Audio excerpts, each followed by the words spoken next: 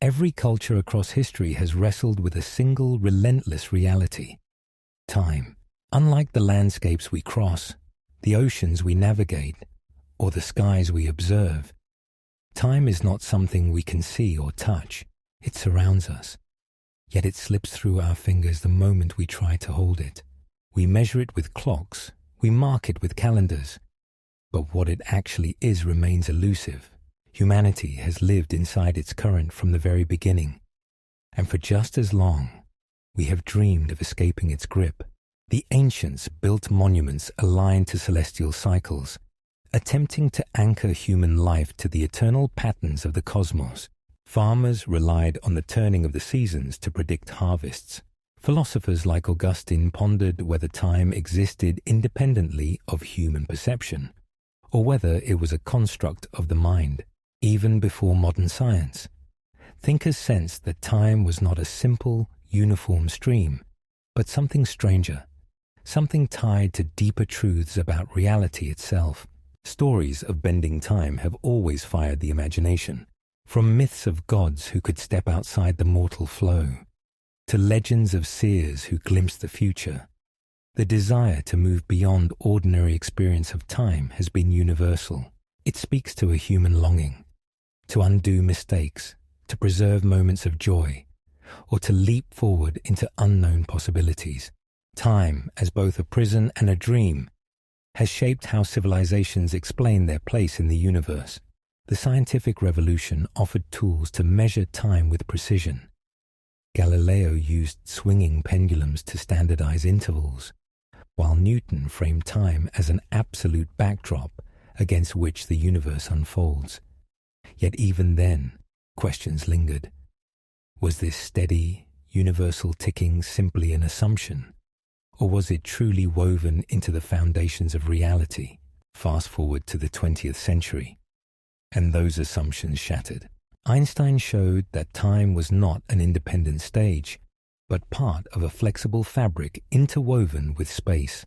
Quantum mechanics further disrupted our intuitions, suggesting that at the smallest scales, time may not function the way we think it does at all. Suddenly, ancient myths of stepping beyond time didn't feel like mere fantasy. They became provocative echoes of scientific possibility.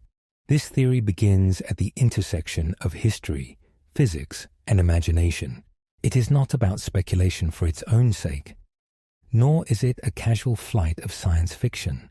Instead, it traces how our understanding of time has evolved, how modern physics challenges our everyday assumptions, and how the idea of moving through or beyond time might emerge not from magic, but from the mathematics of the quantum world. To explore this mystery, we will take a journey in chapters. Each one builds on the last, moving step by step from humanity's fascination with time to the radical theories of today. Along the way, we will meet paradoxes, thought experiments, and real scientific results that push us closer to the edges of what reality allows. By the end, the question will not only be whether time travel is possible, it will be whether time itself is as real as we believe. Chapter 1. The Human Fascination with Time. From the moment human beings gained the ability to reflect on their existence, they noticed the passing of moments, the cycle of day and night, the waxing and waning of the moon. The steady beat of the heart time revealed itself not as an abstraction, but as the very structure of experience. Our ancestors understood survival through time. They hunted by season, planted with the rains, and passed down stories that linked generations across centuries. Yet alongside this practical awareness grew something else, a profound awe, and sometimes fear, of time's unrelenting flow. Ancient civilizations encoded this fascination into myth and architecture. The Egyptians tracked the stars and built their pyramids aligned to celestial events, seeing in the heavens a cosmic clock that governed both the living and the dead. In Mesopotamia, astronomers recorded lunar and solar cycles with meticulous care, believing the sky revealed patterns that guided earthly events. The Mayans built elaborate calendars that stretched far into the future, testifying to their obsession with understanding not only time's passage, but its deeper meaning. For the Greeks, time was not singular, but dual. Chronos represented measurable, sequential time, the ticking of moments. Kairos symbolized the opportune moment, the right time for action, suggesting that time was not only quantity, but quality.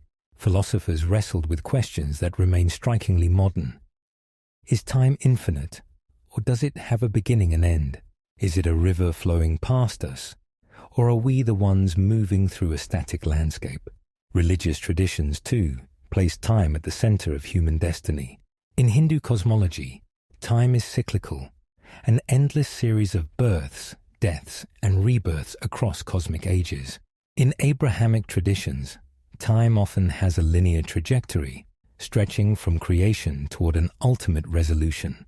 Both views seek to answer the same haunting question. Is time a loop, or is it a line? Even without physics, humanity sensed that time is not as simple as the ticking of a clock. Memory gives us the power to revisit the past, though only in the mind. Imagination allows us to picture the future, though it has not yet arrived. These mental journeys, though intangible, mimic the desires behind myths of prophets and time travelers, to relive, to foresee, to step outside the present moment. Such longings gave rise to storytelling traditions that endure to this day. When science began to formalize its methods, it inevitably turned toward time. Early mechanical clocks, driven by gears and weights, allowed cities to coordinate daily life with unprecedented accuracy. This mastery of measurement fueled revolutions in navigation, commerce, and industry. Yet even as humans gained control over the counting of hours, the mystery of what those hours were deepened. Thinkers like Augustine asked, if the past no longer exists and the future has not yet arrived, then only the present is real. But if the present is constantly slipping away, does time exist at all? Centuries later, philosophers like Kant argued that time might not be an external reality, but a framework imposed by the human mind to organize experience. These early debates hinted that our obsession with time stemmed from something deeper than mere curiosity. It touched the foundations of existence itself. Why has time held such power over human imagination? Because it defines our limits. We are born, we age, we die. No amount of wealth, knowledge, or strength exempts us from its passage. Kings and empires crumble under its weight. This inevitability has inspired both despair and creativity. Poets mourn the fleeting nature of youth, while scientists seek to extend life through medicine. Artists strive to capture a moment in painting or song, freezing what cannot truly be stopped. And yet, scattered across history are glimpses of resistance, legends of immortality, quests for eternal youth, stories of miraculous journeys into the future, all express humanity's refusal to accept time's absolute authority. These tales do more than entertain. They reveal a collective yearning to break the chains of chronology. Modern science inherits this fascination, but reframes it with sharper tools. Rather than ask whether gods can bend time, physicists ask whether the universe itself contains mechanisms that allow time to bend, stretch, or even loop. Where myths once told of timeless realms, quantum theory now proposes realities where time might not even exist fundamentally. To understand these radical ideas, however, we must first trace how our conception of time evolved from ancient wonder to scientific investigation.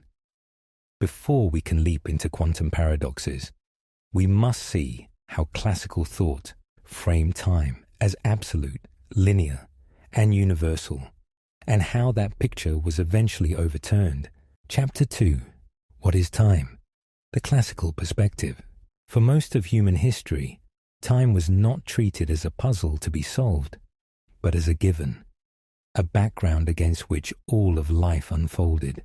People lived as though time flowed with absolute certainty, steady and uniform, much like a river that never changed its course. It seemed natural to assume that time moved forward at the same pace for everyone, everywhere, independent of human perception. This belief became the foundation upon which classical science was built. In the 17th century, Isaac Newton gave the most influential expression of this idea. In his monumental Principia Mathematica, Newton described time as absolute, true, and mathematical. According to him, time existed on its own, moving forward uniformly without any relation to the events taking place within it. The universe in this framework resembled a vast stage. Objects moved, forces acted, planets orbited, but time itself was indifferent, ticking away in the background, unaffected by anything it contained. This notion was deeply comforting in its simplicity. If time was absolute, then it provided a perfect backdrop for measurement and prediction. Scientists could study the motion of the planets or the swing of a pendulum, knowing that all these movements unfolded against the same universal clock, whether one was on Earth, orbiting the Sun, or drifting through deep space. Newton's time would march forward in perfect synchrony. For centuries, this view shaped not only physics, but philosophy in daily life. The regular tick of a clock was seen as a faithful miniature of the universe itself, embodying a cosmic order that could be relied upon. Time was linear. It flowed in one direction, from past to present to future, without deviation. It was infinite, stretching backward into eternity and forward without end. It was universal, the same for all observers, regardless of where they stood or how they moved. This picture seemed so intuitive, so obvious, that few thought to question it. Yet beneath this confidence, cracks slowly began to appear. The seeds of doubt came not from philosophy, but from close attention to nature itself. Even in Newton's lifetime, scientists noticed that reality did not always fit neatly into the framework of absolute time. Clocks, once thought to measure the steady march of the cosmos, turned out to be influenced by local conditions. A pendulum swing, for instance, varied slightly with altitude and gravity. These differences were subtle, but they hinted that time might not be as perfectly uniform as Newton claimed. Philosophers, too, raised objections. Leibniz, a contemporary of Newton, argued that time should not be treated as a thing in itself, but as a relationship between events. For Leibniz, if nothing happened, then time could not be said to exist, because time was simply the order in which things occurred. Newton, by contrast, insisted that even in a completely empty universe, time would still flow. This disagreement between time as an independent entity and time as a relational property marked one of the earliest philosophical challenges to the classical perspective. Despite these debates, Newton's authority prevailed, largely because his system worked so well. His laws could predict planetary orbits with astonishing accuracy. They guided engineers in building machines, architects in designing structures, and navigators in charting the seas. Absolute time became the hidden metronome behind the Industrial Revolution, a standard against which society organized itself. Train schedules, factory shifts, and scientific experiments all relied on the assumption that time was universal and reliable. But as the centuries advanced, new observations began to press harder against the boundaries of this worldview. Astronomers studying the orbit of Mercury noticed a small but persistent discrepancy between predictions and reality. The planet's motion around the Sun refused to align perfectly with Newtonian calculations. Though tiny, this anomaly suggested that something about the classical framework was incomplete. Equally troubling were questions about the nature of light. Experiments in the 19th century showed that the speed of light seemed to remain constant, no matter how the observer moved. This was puzzling. According to Newton's framework, speeds should add together. If you were traveling forward and shined a light, its speed relative to you and relative to someone standing still should differ. Yet the experiments showed otherwise. Light defied the assumptions that underpinned absolute space and time. Meanwhile, thinkers outside of physics continued to press their doubts. Some argued that the flow of time was not as objective as scientists claimed. Our perception of time clearly varied. Moments of danger felt elongated. Moments of joy passed quickly. If subjective experience could distort time, could the physical world distort it too? These questions gained urgency as technology improved, allowing for more precise experiments that revealed inconsistencies classical theories could not easily explain. Despite mounting tensions, the classical perspective held onto its dominance through sheer utility. The idea of absolute time was simple, elegant, and effective for most practical purposes. It gave humanity confidence in prediction and control, laying the foundation for centuries of scientific progress. But the unease persisted. Beneath the surface, the assumption that time flowed uniformly for everyone was slowly being eroded by evidence and doubt. To truly appreciate the shift that would come in the 20th century, one must understand how entrenched the classical view had become. It was not merely a scientific idea, it was a worldview. It told people that the universe was orderly and predictable, unfolding like clockwork. It reinforced a sense of security. Past, present, and future were distinct and immutable, and time carried all of us forward together. This belief shaped culture, law, religion, and philosophy as much as it shaped physics. The eventual collapse of this worldview was therefore nothing short of revolutionary. When Einstein demonstrated that time could stretch, shrink, and warp depending on motion and gravity, it overturned not just equations, but centuries of human intuition. Suddenly, time was not the universal stage upon which reality unfolded, but an active player, intertwined with the fabric of space itself. The absolutes of Newton gave way to the relativity of Einstein, and the classical perspective was forever changed.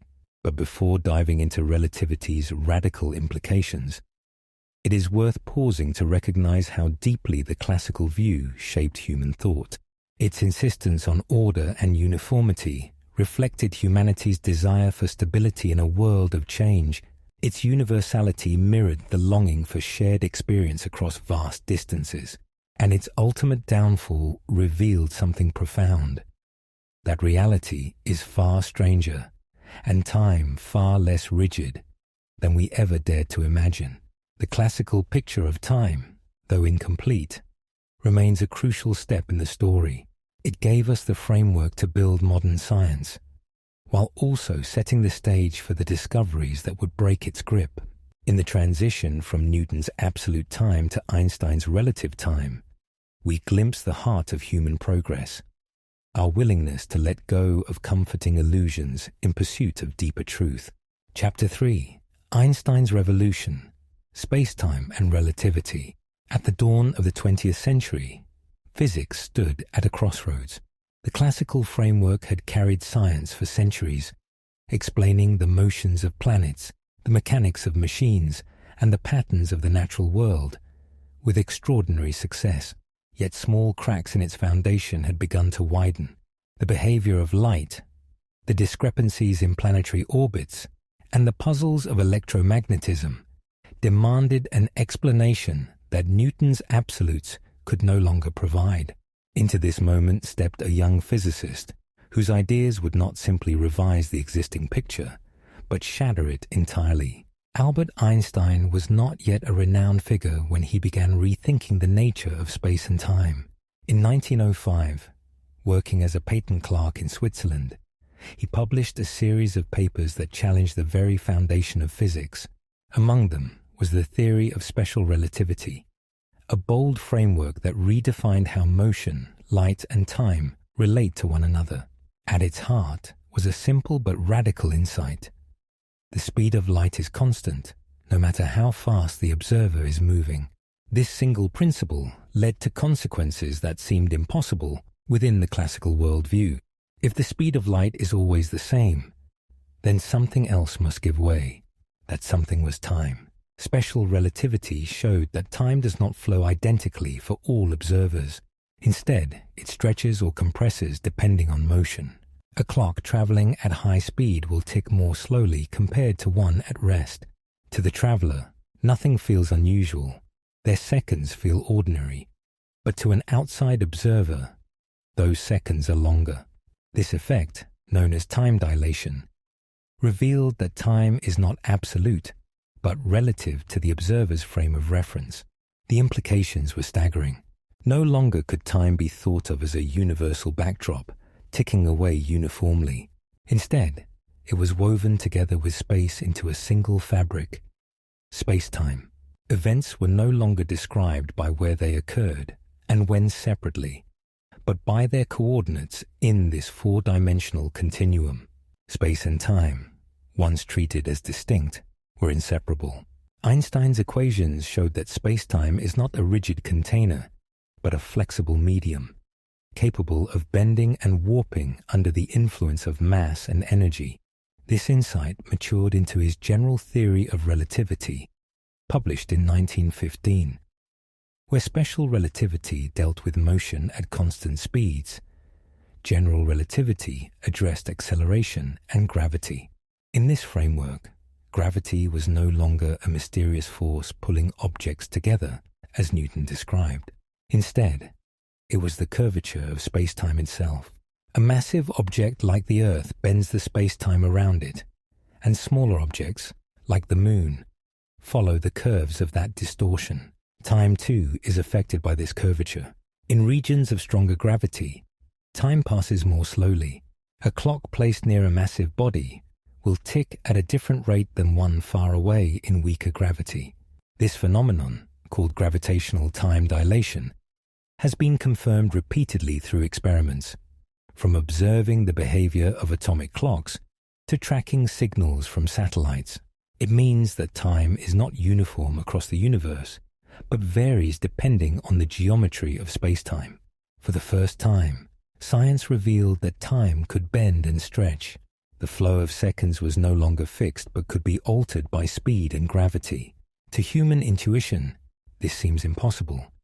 Yet relativity demonstrated that our intuitions are shaped by everyday conditions, not by the deeper laws of nature. For most of human history, we had lived in a world where these relativistic effects were imperceptible.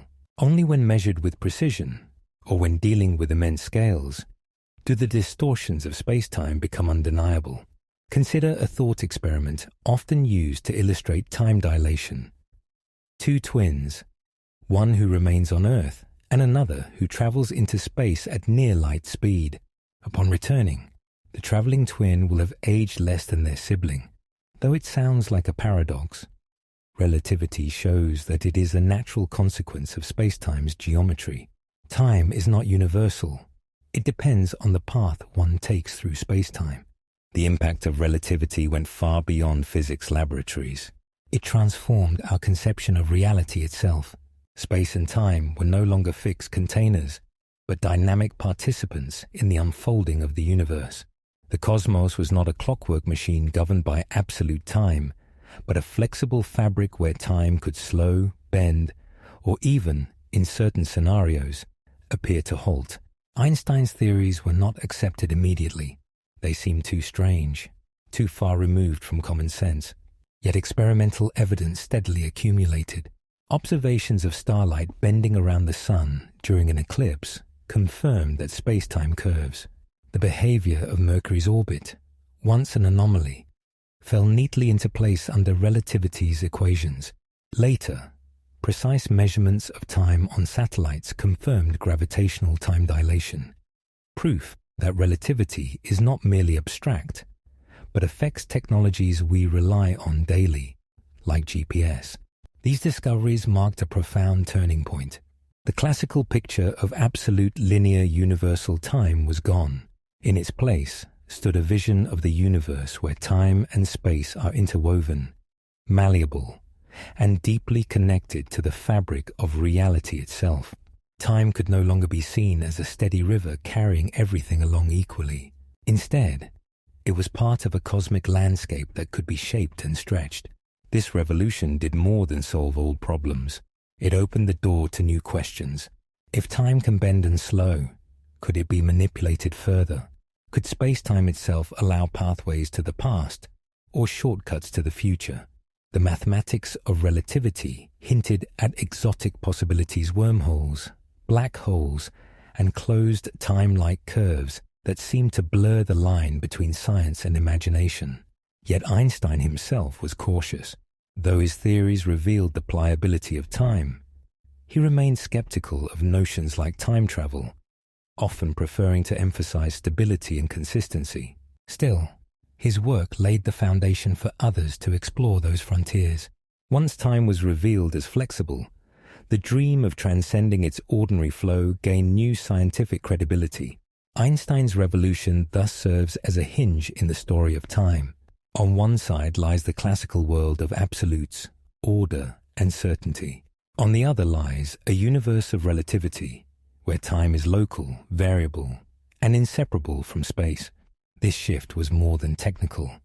It was philosophical, challenging humanity's deepest intuitions about reality. If time is not universal, then what is it? If it can bend and stretch, what prevents it from looping or breaking altogether? In the chapters that follow, we will see how these questions evolve into the even stranger domain of quantum mechanics.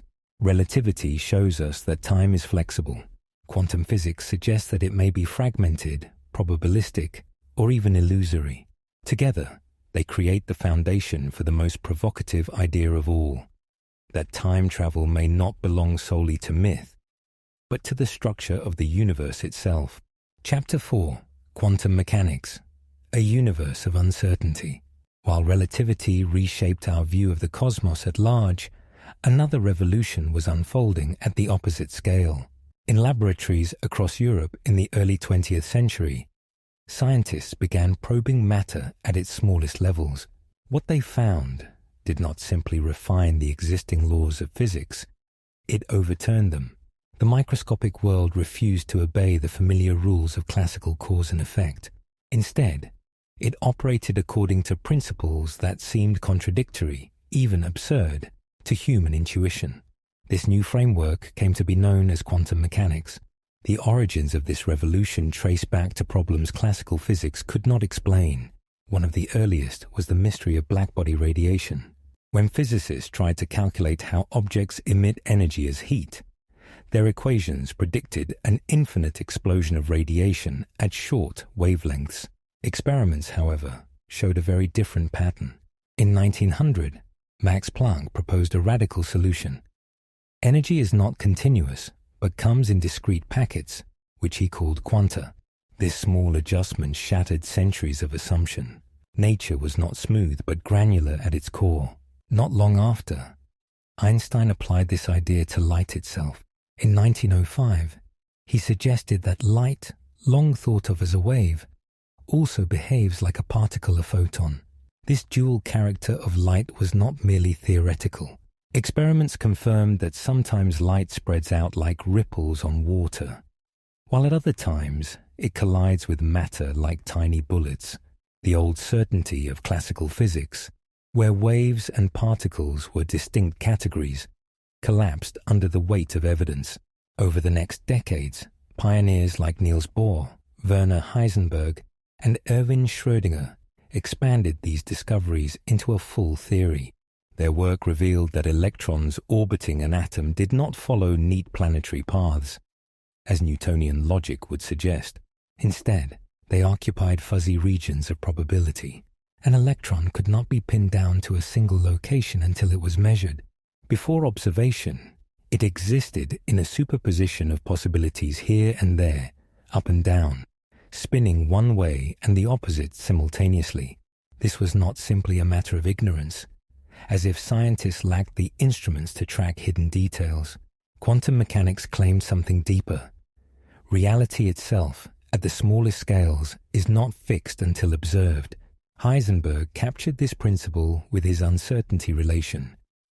The more precisely you measure a particle's position, the less precisely you can know its momentum, and vice versa. The universe at the quantum level resists complete certainty. The implications for time were profound. Classical physics pictured events as a sequence of causes and effects, each following logically from the one before. Strike a billiard ball, and its path can be predicted exactly if you know the initial conditions. Quantum physics disrupted this chain. At the level of particles, events unfold not with deterministic certainty, but with probabilities. An atom may decay at one moment or another, and no amount of measurement can predict the exact instant. The clock of the quantum world ticks not in steady beats, but in unpredictable jumps. Even stranger were the results of the famous double-slit experiment, when particles like electrons were fired through two narrow slits. They produced an interference pattern on the far side, as if they were waves passing through both slits at once. Yet when detectors were placed to observe which slit each electron traveled through, the interference vanished, and the electrons behaved like ordinary particles. Observation itself seemed to collapse the wave of possibilities into a single outcome. The role of the observer was no longer passive but active, intertwined with the unfolding of events. What does this mean for time? At the quantum level, cause and effect blur. If a particle exists in multiple states until measured, then the timeline of events is not fixed in advance. Instead, reality seems to branch into potential futures, with observation acting as the gatekeeper of which becomes real. Time is not a smooth, linear arrow, but a web of possibilities, with outcomes crystallizing only when measured. This is why quantum mechanics is often described as a universe of uncertainty. It is not merely that we do not know the future. It is that the future itself may not exist until it is observed. Classical physics gave us a reassuring vision of determinism. Given enough information, one could, in principle, predict the future with perfect accuracy. Quantum mechanics stripped that comfort away. The laws of nature themselves appeared to be written in probabilities. For some physicists, this uncertainty was intolerable. Einstein himself famously objected, declaring that God does not play dice with the universe. He believed that quantum mechanics, though powerful, must be incomplete, that hidden variables existed to restore determinism. But decades of experiments failed to reveal such hidden factors. Instead, evidence continued to confirm the probabilistic character of quantum behavior. The consequences extend far beyond atoms. Quantum mechanics provides the foundation for technologies that define modern life. Semiconductors, lasers, magnetic resonance imaging, quantum computers. These devices work precisely because the quantum rules are not optional quirks, but the fundamental structure of reality. The uncertainty, the superpositions, the collapses, all are not errors, but the way the universe operates. For our exploration of time, the lesson is clear. At the macroscopic scale, time feels linear and orderly. Seconds follow one another with dependable rhythm. But at the quantum scale, time loses that clarity. Events unfold in ways that defy classical cause and effect. A particle might influence outcomes across time, or exist in states that only later resolve into a definite sequence. Time, in this sense, is not an absolute backdrop, but a fragile construct emerging from deeper uncertainties. This realization points towards something extraordinary. If time itself is not rigid at the smaller scales, then the possibility of moving beyond it, bending it, or even reversing it, cannot be dismissed outright. Relativity showed that time could stretch under speed or gravity. Quantum mechanics shows that time can blur, fragment, and dissolve into probabilities. Between these two revolutions lies the foundation for the boldest idea of all, that time travel may arise not from fantasy, but from the very structure of physics. Quantum mechanics does not give easy answers. Its equations work flawlessly, but their meaning remains debated. Does observation truly collapse possibilities? Or does the universe branch into multiple timelines where every outcome occurs? Does uncertainty reflect fundamental randomness, or some hidden order beyond our grasp? These questions push us toward interpretations that stretch the imagination, yet they remain grounded in experimental fact. What is certain is that at the quantum level, the classical picture of time as a neat, linear chain no longer holds. Chapter 5, The Arrow of Time and Entropy, Among the most striking features of human existence is the sense that time moves forward. We awaken, the day unfolds, and eventually it ends. Milk spilled from a glass spreads across the table, but never leaps back inside. A candle burns down into melted wax and smoke, but does not spontaneously rebuild itself. Memories form of past events, but not of future ones. Every observation of ordinary life points toward a single truth. Time has a direction. It flows like a river, carrying us from what was into what is and what will be. Yet physics, when stripped to its mathematical skeleton, does not obviously contain such a flow. At the most fundamental level, the laws that govern particles work equally well in either direction. Equations of motion can be run backward as easily as forward. So why then do we experience time as moving relentlessly one way? The answer lies in a principle known as entropy, a measure of disorder or randomness within a system. Entropy is not simply chaos in the everyday sense, but a precise concept rooted in statistical mechanics. In the 19th century, Ludwig Boltzmann realized that the states of matter could be described by probabilities. A highly ordered state, such as gas molecules packed neatly in a corner, is extremely unlikely compared to the vast number of ways those molecules can spread out randomly through the room. The tendency of systems to evolve from order to disorder is therefore not dictated by absolute law, but by overwhelming probability. This is the essence of the second law of thermodynamics. In a closed system, entropy tends to increase. Heat flows from hot to cold, not the reverse. Structures decay, energy disperses, and order gives way to disorder. From this principle emerges what we call the arrow of time, the reason why the past and the future are not interchangeable in our experience. It is entropy that tilts the balance, giving time a direction in which processes naturally unfold. Consider the simple act of breaking an egg. When the shell cracks, yolk and white spill out and mix with the air around them. This transition dramatically increases the number of possible arrangements of molecules. To reverse the process, to restore the egg to its original state, would require an exquisitely precise reordering of every particle, an outcome so improbable that it might as well be impossible. The broken egg illustrates the one-way quality of entropy. Each event that increases disorder sets history on a path from which there is no return. Entropy not only shapes the arrow of time in everyday life, but also underpins the entire evolution of the universe. Cosmologists point to the Big Bang as the moment when the universe began in a state of extraordinarily low entropy. Matter and energy were densely concentrated, arranged with an order that seems improbable, given the enormous range of configurations that could have existed. From that initial condition, entropy has been steadily climbing. Galaxies form, stars burn out, planets cool, and life arises all against the backdrop of an irreversible increase in disorder. Our sense of time flowing from past to future may therefore be a reflection of entropy's march. The past is the record of lower entropy states, while the future is the projection of higher entropy ones. Memory too is entropic. To form a memory is to alter the state of the brain, leaving a trace of an event that occurred when the universe was in a more ordered configuration.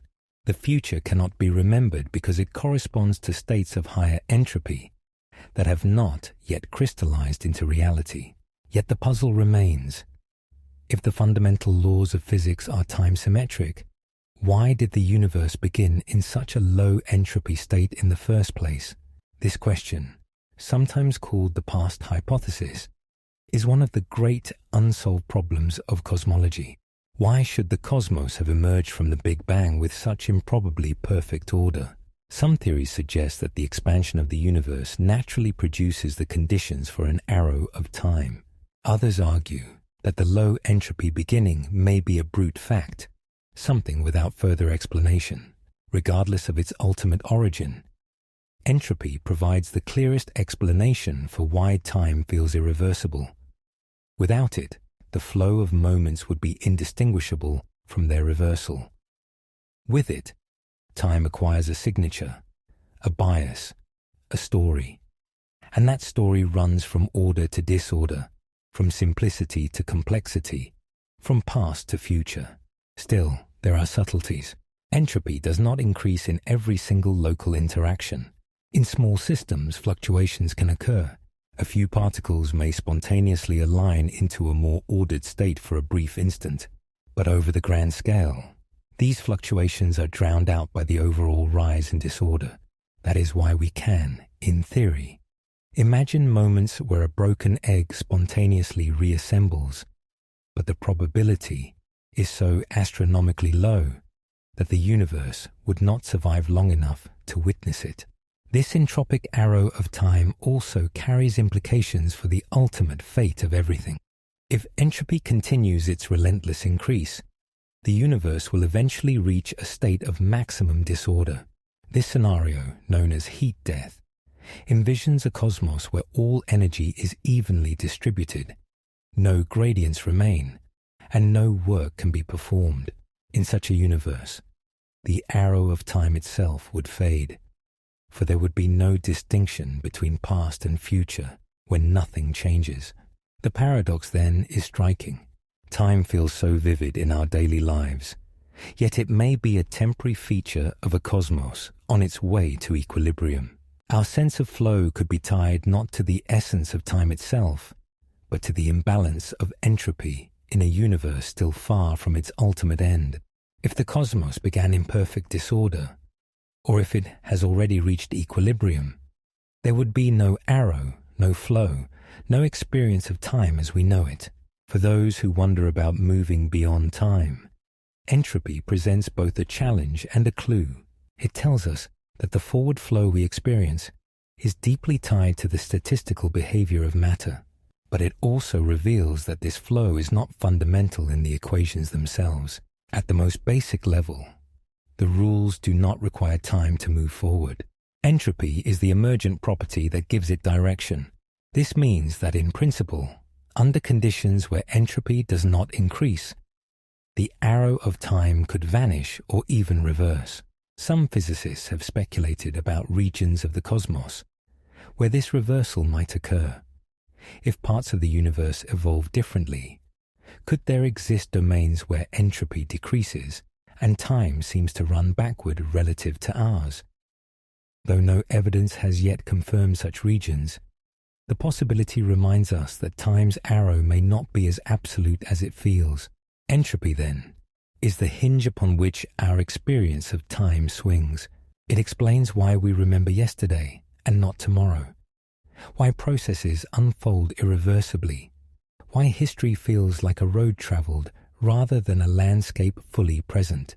But it also hints that this directionality is not a fundamental property of the universe, but an emergent one. It arises from the improbable conditions at the origin of the cosmos, conditions that continue to shape every second of our existence. As we move forward in this journey, the entropic arrow of time sets the stage for deeper mysteries. For if the classical world gains its direction from entropy, and the quantum world blurs causality altogether, then the intersection of these realms may reveal possibilities even stranger than irreversible flow. Time might be more pliable than entropy suggests, and in the next chapter, we will see how entanglement begins to challenge the very boundary of past, present, and future. Chapter 6: Entanglement. Spooky action across time. If uncertainty shattered the foundations of classical determinism, entanglement pushed the strangeness of the quantum world to a level that even its pioneers struggled to accept. To understand why, imagine creating two particles in the same quantum event, say, two photons born from a single burst of energy. These particles, though they may drift apart across vast distances, remain bound by a hidden connection. Measure one, and you instantly know something about the other. Their states are linked, as if they were two halves of the same whole, regardless of the gulf of space between them. Einstein, who contributed to the birth of quantum mechanics, found this feature deeply troubling. He derisively called it spooky action at a distance, convinced that no real influence could travel faster than light. To him, entanglement must be an illusion masking some deeper layer of hidden variables. Yet experiments over the decades have consistently upheld the quantum prediction. Entangled particles share correlations that cannot be explained by local hidden rules. No matter how far apart, they respond as if joined by an invisible thread. What is less widely known, however, is that entanglement does not only challenge our ideas of space, it also strikes at the heart of time. If two particles can remain connected across distance, could they also remain entangled across moments, linking past and future in ways we scarcely understand? The mathematics of quantum mechanics does not forbid such temporal entanglement.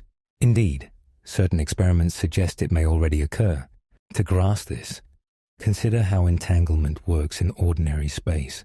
Two particles created in a single event share a wave function that cannot be separated into independent parts. Their fates are described by one combined state.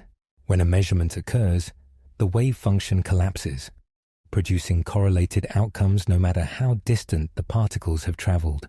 If entanglement is truly a property of the wave function, and not limited by classical notions of space, then there is no reason it must be confined to a single instant. The wave function stretches across time as well as space. Recent theoretical models propose what is called entanglement in time. In such scenarios, a particle measured today could exhibit correlations with another particle that will not even be created until tomorrow.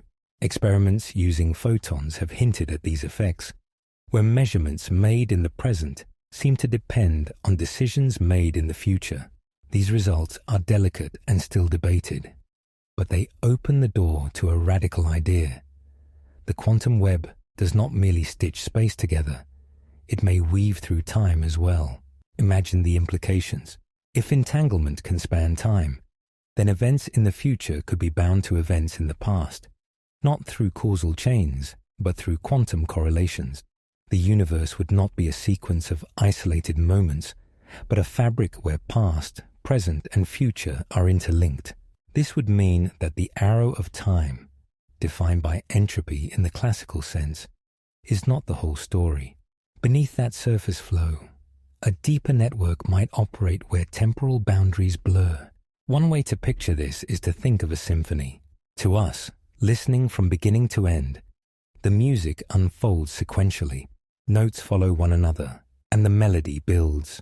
But the entire score exists all at once, already written, already structured. Entanglement across time hints at a universe where moments exist in relation to one another, like notes on a sheet of music. We, moving through time, experience them sequentially, but at the quantum level, they may be bound in ways that transcend order. Skeptics raise important concerns. Correlations across time do not necessarily mean influence across time. When physicists observe temporal entanglement, they are not witnessing messages sent backward, but rather finding evidence that the quantum description treats time differently than we do. Yet even this modest interpretation is profound. It suggests that our linear perception of cause and effect may be an emergent simplification. In the fundamental language of the quantum world, the distinction between before and after is less rigid. Einstein's discomfort with entanglement was grounded in his insistence on locality and causality. If nothing could travel faster than light, then no instantaneous connection should exist. But experiments showed otherwise, forcing us to abandon classical intuitions. A similar reckoning may await with temporal entanglement. If correlations stretch across time, then perhaps our picture of temporal flow will need to evolve, just as our picture of spatial separation did. For those exploring the possibility of time travel, entanglement offers both inspiration and caution. On one hand, it reveals that nature already possesses ways of linking events across time that defy our common sense. On the other, these connections are subtle, statistical, and not easily harnessed for human use. They suggest that time may not be an impenetrable wall, but rather a dimension woven into the fabric of reality in ways we have only begun to glimpse. There is also a philosophical dimension. If entanglement can link present and future, then what does this mean for free will? Suppose a measurement made tomorrow is already correlated with one made today. Does that imply the future is predetermined, written into the wave function from the start? Or does it simply mean that our notions of determination and choice need to be redefined within a quantum framework? These are not idle questions, for they shape how we interpret both physics and our place within it. Some interpretations of quantum mechanics, such as the many worlds hypothesis, avoid collapse altogether. In these models, entanglement across time does not predetermine outcomes, but instead branches the universe into multiple histories. Each possible measurement outcome exists in its own timeline, and entanglement ensures their consistency across the branching structure. In this view, temporal entanglement is not a restriction, but a framework for multiple versions of reality unfolding in parallel. Others take a more radical stance, suggesting that entanglement across time hints at retrocausality, the possibility that effects can precede causes. Though controversial, this interpretation finds some support in mathematical models where quantum probabilities appear symmetric with respect to time. If true, then our everyday sense of cause leading to effect may be a convenient illusion, while the deeper structure of reality allows influence in both directions. What is undeniable is that entanglement has forced us to rethink space, and now it may compel us to rethink time. Experiments continue to probe these questions, using ever more sophisticated arrangements of photons, detectors, and delayed choice measurements. Each test chips away at the boundary between classical intuition and quantum reality, revealing a world where connections are stranger, subtler, and more profound than we imagined. As we reflect on entanglement, it is worth remembering that these discoveries are not speculative fantasies, but grounded in rigorous mathematics and confirmed by experiment. The correlations of entangled particles have been tested repeatedly, closing loopholes that once allowed skeptics to cling to hidden variables. Temporal entanglement, though newer and less firmly established, is following a similar path of investigation. What once seemed like spooky action is now accepted as fact. What seems like impossible time-spanning connections today may, in time, become equally undeniable. The journey through entanglement leads us closer to the core of our theme, the possibility of moving beyond time. If space can be transcended by quantum links, and if time can be blurred by entanglement across moments, then perhaps the barriers we assume between past, present, and future are less absolute than they appear. The arrow of time, grounded in entropy, gives us the flow we live by, but entanglement hints at another layer, a deeper structure where that arrow may bend or dissolve. Chapter 7. The Observer Effect and Time's Collapse. At the heart of quantum mechanics lies a puzzle so strange that even the most seasoned physicists confess unease when describing it. The puzzle is this: a quantum system exists in multiple possible states until an observation is made, at which point one outcome becomes real. This is the observer effect. It is not simply a matter of recording what was already there, like photographing a mountain or weighing a stone. Instead, the very act of measurement seems to play a role in shaping reality itself. And if reality includes time, then observation might not only define what we see, but also when we see it. The double-slit experiment, revisited countless times and in countless variations, remains the clearest demonstration of this effect. A stream of particles, such as electrons, is directed at a barrier with two slits. When no one measures which slit the particles pass through, they create an interference pattern, behaving like waves that travel through both slits at once. But when detectors are placed to monitor their paths, the interference vanishes, and the particles behave like solid objects traveling through one slit or the other. In other words, whether particles act like waves or like particles, depends not on their inherent nature, but on whether an observation is made. This phenomenon is not confined to abstract laboratory setups. It speaks to something fundamental about the universe. A quantum system can hold superpositions of possibilities, many futures coexisting, until an observation reduces them to a single history. That reduction, or collapse, is what produces the definite world we experience. Without collapse, the universe would remain a blur of overlapping probabilities. With collapse, it crystallizes into the familiar chain of events we call reality. When applied to time, the implications are staggering. If observation collapses quantum possibilities into definite outcomes, then it is not only space that is being determined, but also the temporal sequence of events. In a sense, observation writes the script of time as much as it reveals it. The past becomes what has been observed. The future remains uncollapsed, suspended in a haze of probabilities.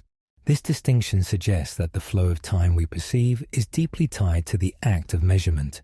Some interpretations of quantum mechanics, such as the Copenhagen interpretation, embrace this view. They claim that until an observation occurs, the system has no definite properties. It is meaningless to ask what state an electron occupied before it was measured. The act of looking does not uncover reality. It helps create it. If this is true, then the timeline itself may not exist in a fixed form until it is experienced. The collapse of the wave function is also the collapse of potential times into actual moments. Other interpretations, like the many worlds hypothesis, take a different route. They argue that all possible outcomes occur, but in separate branches of reality. Observation does not collapse possibilities, but rather divides the universe into multiple timelines. Each measurement spawns parallel histories, each equally real, though we experience only one. In this framework, observation does not create time, but reveals our path through an ever-branching temporal tree. Still, the role of the observer remains central, for it is through observation that we become aware of which branch we inhabit. A particularly provocative extension of the observer effect is the notion of the participatory universe, advanced by physicist John Wheeler.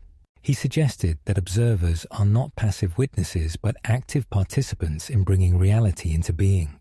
In his delayed choice experiments, decisions made in the present seem to determine outcomes in the past, retroactively collapsing histories.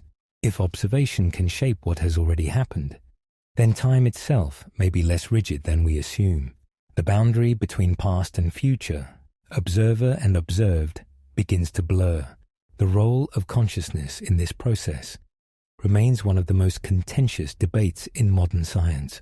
Does it require a conscious observer to collapse the wave function, or can any interaction with the environment suffice? In practice, many physicists adopt the latter view. Decoherence, the interaction of quantum systems with their surroundings, explains why superpositions appear to collapse into definite states. Yet the mystery remains. Why should the physical act of measurement, or the spread of information into the environment, determine the flow of time and the unfolding of reality? The question persists because it touches on the deep relationship between knowledge, existence, and temporality. If observation shapes outcomes, then perhaps our awareness shapes the arrow of time itself. We recall the past because it has already collapsed into definite form. We cannot recall the future because it remains unresolved, still suspended in probability. Our subjective experience of time's flow may therefore be intimately linked with the observer effect. We live inside the collapse, experiencing one outcome after another, as the haze of possibility contracts into the sharpness of reality. This leads to another profound possibility. Time's collapse may not be uniform across the universe. Different observers, interacting with different systems, may experience different collapses. This could help explain why the concept of simultaneity breaks down in relativity. Just as motion and position depend on perspective, so too might the unfolding of time depend on the frame of observation. If this is the case, then time is not a universal backdrop, but a patchwork quilt stitched together by countless acts of measurement. Experiments continue to probe the role of observation in shaping reality. Quantum eraser experiments, for example, show that information can retroactively alter whether an interference pattern appears. When the path information of photons is erased after they have passed through slits, the interference pattern returns, as if the particle's past behavior was rewritten by a present choice. These results suggest that observation does not merely fix outcomes in the moment, but reverberates across time, redefining the very structure of events. For our exploration of quantum time travel, this is a critical insight. If observation can collapse time into one version of events, then manipulating when and how collapse occurs could open pathways to altering the timeline itself. Perhaps time travel would not require exotic machines, but a deeper understanding of how observation entangles us with reality. By learning to shape collapse, we might learn to shape time. Of course, such possibilities remain speculative. The mathematics of quantum mechanics provides precise predictions, but the interpretation of those equations is still debated. What remains certain is that the observer effect forces us to question the solidity of time. It suggests that the timeline is not a fixed road stretching before us, but a landscape that crystallizes as we travel through it. The collapse of probabilities into actualities is also the collapse of potential times into lived moments. As unsettling as this may seem, it resonates with our experience. We do not know the future, not because it is hidden, but because it has not yet been determined. We live in a world of unfolding collapse, each observation narrowing the haze of possibility into the clarity of now. The flow of time may therefore be less an objective feature of the universe, and more a consequence of the quantum act of observing. Chapter 8. Quantum superposition and temporal branches. At the core of quantum mechanics lies the principle of superposition, the idea that particles can exist in multiple states at once until an observation forces one outcome to emerge. This principle is often illustrated with the famous thought experiment of Schrödinger's cat, where a cat in a sealed box is simultaneously alive and dead until the box is opened. While this scenario was meant as a critique of quantum logic, it highlights the strange reality implied by the mathematics. Multiple possibilities can coexist, waiting for collapse. But what happens when we extend this principle beyond particles and into the dimension of time itself? If a single electron can be in multiple states simultaneously, could entire histories and futures exist in superposition as well? The concept leads us to the idea of temporal branching, the possibility that multiple timelines, each representing a different outcome of events, may coexist in parallel. Observation then determines which branch we experience, but the others do not vanish. They continue on, real in their own right, though inaccessible to us. This is the foundation of what has come to be known as the many worlds interpretation. Proposed by Hugh Everett in the 1950s, it suggests that whenever a quantum system resolves into one outcome, the universe itself splits, creating a branch for each possibility. Every choice, every measurement, every moment of collapse is not the elimination of alternatives, but their separation into distinct timelines. In one branch, a particle strikes a detector. In another, it does not. In one branch, Schrödinger's cat lives. In another, it dies. Applied on the scale of the universe, this means that reality is a constantly branching structure, a cosmic tree with infinite limbs, each carrying its own version of events. If time branches with each quantum collapse, then the past, present, and future are not linear threads, but an endlessly dividing network. The flow of time becomes less like a river and more like a delta, splitting and spreading into countless channels. Our perception of a single unfolding timeline may be the illusion created by traveling down one branch, while an infinity of others continue to unfold alongside us, unseen. This branching model also offers a radical perspective on choice. What we call decision-making may not be about eliminating possibilities, but about selecting which branch of the multiverse we consciously experience. When you decide whether to take a job, call a friend, or step outside, each option generates a different future. You live in one of them, but all of them exist. Every potential path, no matter how trivial or momentous, becomes real somewhere in the branching structure of time. From this perspective, time travel takes on a new meaning. Rather than moving backward along a single thread of history, one could imagine jumping across branches. To visit the past in this framework would not be to rewrite history, but to shift into a branch where different outcomes had occurred. You would not erase the timeline you came from, but simply occupy another one. The paradoxes that haunt classical models of time travel, such as killing your own grandfather and erasing your existence, dissolve in this view. Both outcomes, grandfather alive and grandfather dead, exist on separate branches, and you inhabit whichever one your journey lands you in. The mathematics of quantum mechanics supports the possibility of superposition across all scales, though whether entire universes can branch in this way remains unproven. Still, the logic is consistent. If the wave function describes the evolution of all possible states, then it encompasses not just particles, but everything built from them, including human choices and cosmic events. Superposition, in this sense, is not a trick of the microscopic world, but a feature of reality itself. Critics argue that the many worlds interpretation multiplies reality unnecessarily. Why assume infinite branching universes when a single collapsed outcome suffices? But proponents counter that the mathematics already implies this multiplicity, and rejecting it requires introducing new mechanisms, such as wave function collapse, that remain poorly understood. Many worlds, by contrast, accepts the equations at face value. All possible outcomes happen, and the universe branches accordingly. If we take this seriously, then our understanding of time changes profoundly. The arrow of time, which we associate with entropy, and the forward march of events, becomes a local experience tied to our branch. In another branch, entropy may increase along a different path, producing a different sequence of events.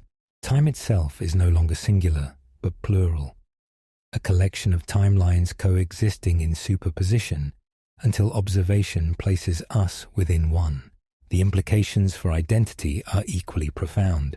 If each decision creates branches, then there are countless versions of you existing across the multiverse. One pursued a career you abandoned, another formed a friendship you never made, another lived in a world where small changes cascaded into vast differences. These versions are not mere abstractions. They are as real as the life you are living now, each unfolding along its own branch of temporal reality. While the many worlds interpretation is still debated, it offers a compelling framework for understanding how superposition could apply to time. It suggests that the strange behavior of particles in the lab reflects the fundamental structure of the universe itself. Each quantum event is a branching point, each branch a new thread of time. Observation does not collapse reality into one outcome. It determines which branch we experience. For our exploration of quantum time travel, this model is particularly powerful. It provides a way to conceptualize travel not as movement along a single thread, but as navigation through the branching network of superposed timelines. Instead of breaking the laws of causality, such travel might simply mean shifting to a different branch, where events have unfolded differently. Time travel, in this sense, is less about bending the arrow of time and more about crossing the tree of possibilities. As unsettling as it sounds, this perspective resonates with how we experience possibility in daily life. Each choice feels like a branching path, each decision a narrowing of options. The many worlds interpretation tells us that these paths are not lost, but live on, real and complete, in parallel branches of time. We may never see them, but they exist, woven into the vast tapestry of quantum superposition. Chapter 9. Closed time-like curves, loops in reality. As strange as branching timelines may seem, there is another possibility within modern physics that challenges our understanding of time even more directly. The existence of closed time-like curves. These are not abstract ideas invented by science fiction writers, but mathematical solutions to Einstein's equations of general relativity. They describe paths through space-time that loop back on themselves, allowing an object, a particle, or even a person to return to an earlier moment in their own history. The concept begins with relativity itself. In Einstein's picture, time and space are woven into a single fabric, and the presence of mass and energy warps this fabric. The warping explains gravity, but it also opens the door to unusual geometries.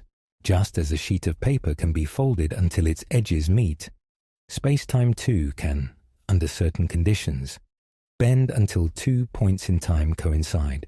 When the geometry of space-time forms a loop, we call it a closed time-like curve.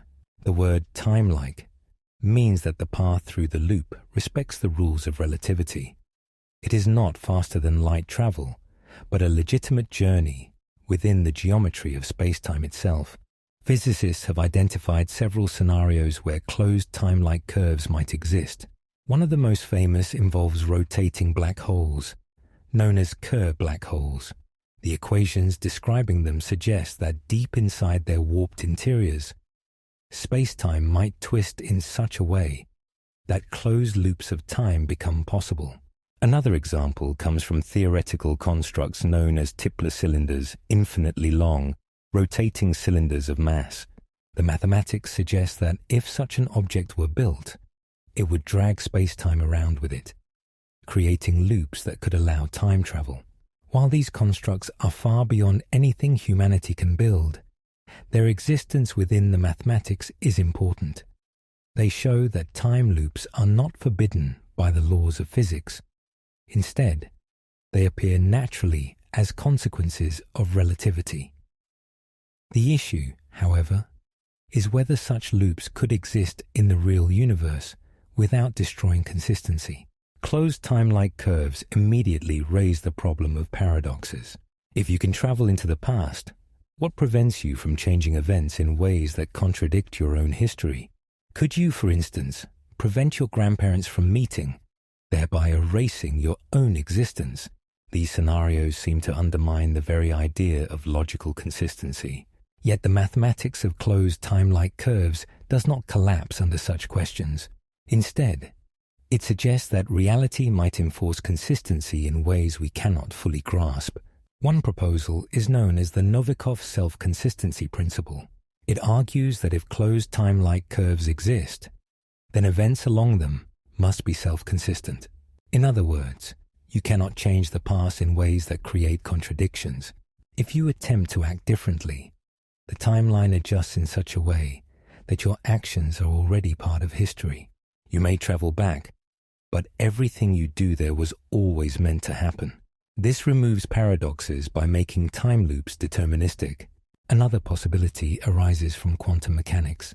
In a quantum universe, the attempt to change the past may not create contradictions, but branches. Rather than erasing your original history, your actions in the past simply shift you to a new branch of the timeline, where the consequences play out differently. This merges the idea of superposition with time loops, offering a framework where both closed time-like curves and branching realities coexist. The thought of loops in time has deep philosophical implications. If events can circle back, what does that mean for free will? Are our choices meaningful? Or are they locked into self-consistent loops? Could entire civilizations be caught within repeating cycles, living the same histories endlessly without awareness? These questions take us far beyond physics into the realm of metaphysics, but they are unavoidable when confronting the possibility of time loops. Experiments have not yet revealed evidence for closed time-like curves, but researchers have simulated their effects using quantum systems. For example, quantum circuits can mimic the behavior of particles traveling through loops in time. These simulations allow scientists to test how information behaves when causality is twisted. Interestingly, the results often show that information remains consistent.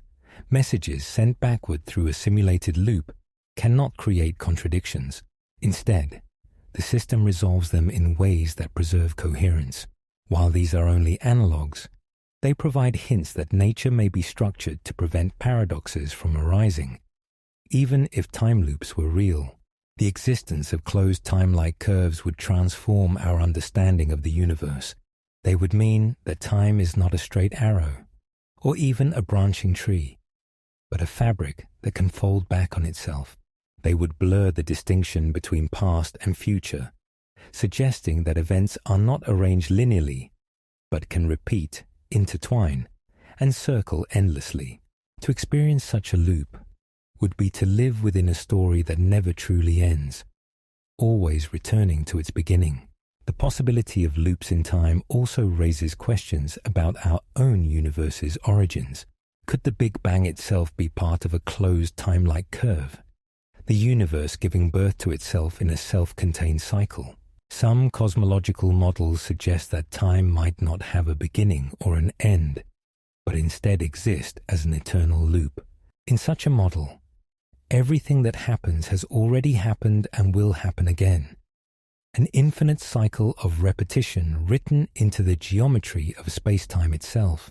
As we contemplate closed time-like curves, we find ourselves at the boundary of physics and imagination. The mathematics tells us that such loops are possible.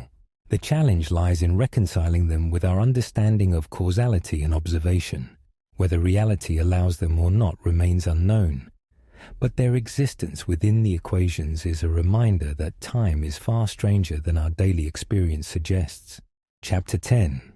Particles that refuse to follow time. When we imagine the fundamental pieces of the universe, we often think of them as following the same arrow of time that governs our lives. Particles are born, they move, they interact, and eventually they decay. Yet physics has uncovered theoretical and experimental hints that not all particles obey this simple progression. Some appear to bend or even disregard the very concept of temporal direction, suggesting that information may flow backward as easily as forward. These strange possibilities challenge not just our intuition, but the foundations of cause and effect. One of the most famous hypothetical particles in this category is the tachyon. Proposed in the 1960s, tachyons are particles that, if they exist, would always travel faster than light. According to Einstein's relativity, nothing with mass can reach the speed of light because the energy required would become infinite. But tachyons are imagined as starting beyond that barrier, existing only at superluminal speeds. The mathematics describing them produces peculiar consequences, chief among them the violation of causality. If a tachyon moves faster than light, its signals could be received before they are sent, making it appear as though effects precede their causes. In this way, tachyons represent a direct assault on the linear structure of time. Although no experimental evidence for tachyons has been found, the concept persists because it fits naturally into certain equations of quantum field theory. Even if they remain purely theoretical, they serve as a reminder that the speed of light, which seems like an absolute limit, might conceal layers of physics we have yet to uncover. If particles can indeed exist outside the causal framework we take for granted, then the flow of time may not be universal, but relative to the kinds of matter and energy involved. Beyond hypothetical tachyons, real experiments with photons have provided subtler hints of retrocausality. In certain quantum experiments, such as the delayed choice quantum eraser, the decision to measure or not measure a photon seems to influence its past behavior. The outcome recorded at a detector can appear to depend on a choice made after the photon has already passed through an apparatus. This has led some physicists to suggest that information may travel backward in time at the quantum level, adjusting events in the past to remain consistent with present measurements. Retrocausal models propose that particles like photons may not simply move from past to future, but carry information in both directions across time. In these frameworks, what we interpret as randomness in quantum mechanics may actually be the result of influences arriving from the future, balancing the equations in ways that maintain overall consistency. This does not mean that the future is fixed in a deterministic way, but that the boundary conditions of reality may include both ends of time past and future, together shaping the present. Another fascinating example involves antimatter. In the 1940s, physicist Richard Feynman suggested that antiparticles could be interpreted as particles moving backward in time. In his diagrams of quantum interactions, an electron traveling backward in time mathematically resembled a positron, its antimatter counterpart, moving forward.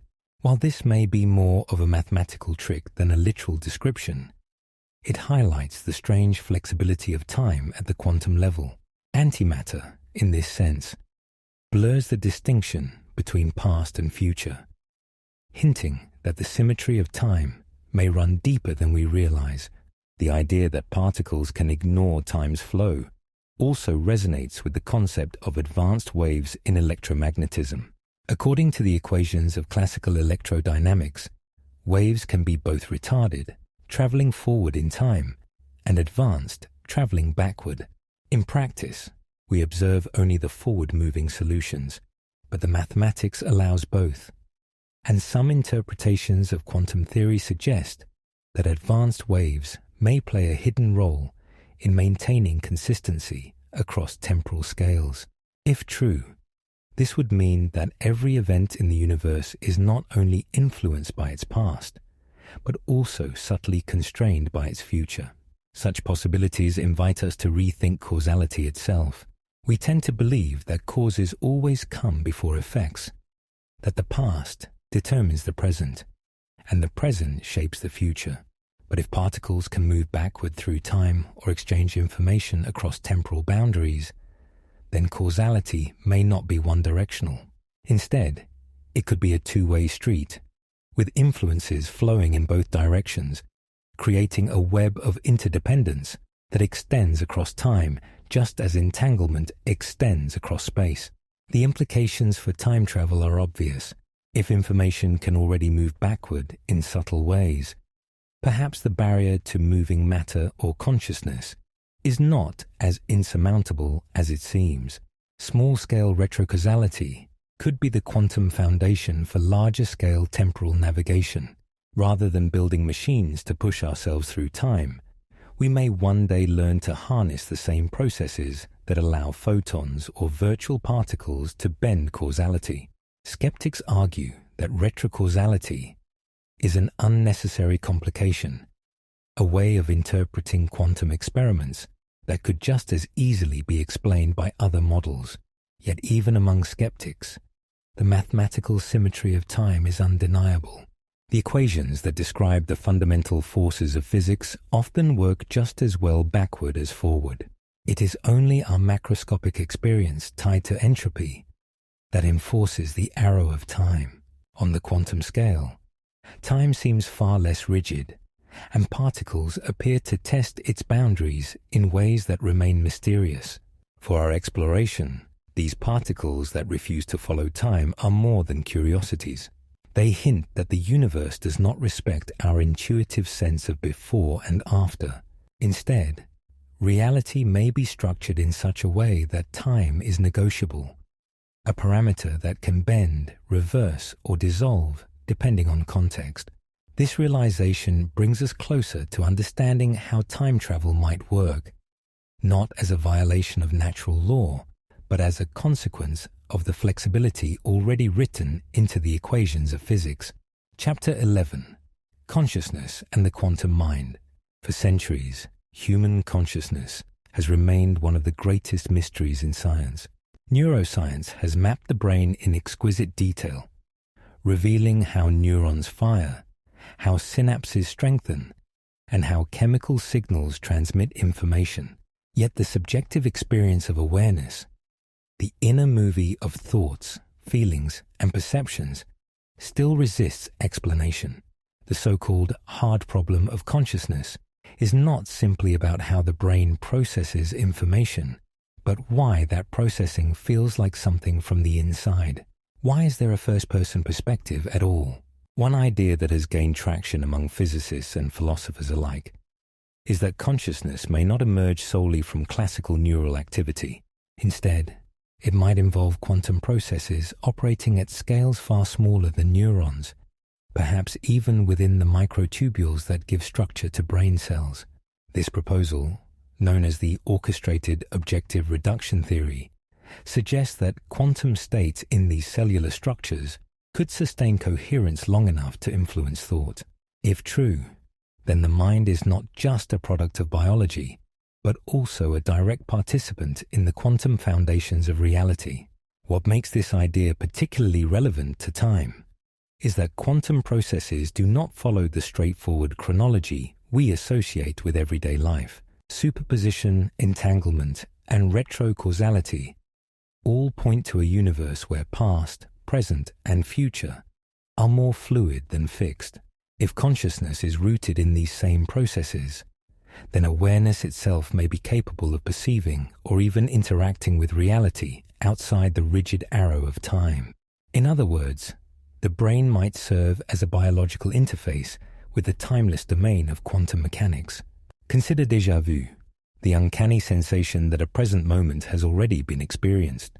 While often dismissed as a quirk of memory, it could also hint at the mind briefly accessing information outside of linear progression. Similarly, precognitive dreams or sudden intuitive insights, though controversial, may reflect the brain's entanglement with temporal patterns beyond immediate perception. If consciousness is indeed quantum in nature, then these experiences might be more than coincidence. They could be glimpses into a wider framework where awareness is not bound to a single timeline. Supporters of quantum mind theories argue that traditional neuroscience struggles to account for the unity of experience. The brain contains billions of neurons firing in parallel, yet somehow all of this activity coalesces into a single, coherent self. Quantum mechanics, with its ability to link distant particles into unified states, provides a possible mechanism for this integration. Just as entangled particles behave as one regardless of separation, so too might quantum processes in the brain bind countless signals into the seamless fabric of consciousness. The implications for time perception are profound. If our awareness is connected to quantum events, then the flow of time we experience could be a construct rather than a fundamental reality. Much like how measurement collapses a wave function into a definite outcome, perhaps consciousness collapses temporal possibilities into the singular sensation of now.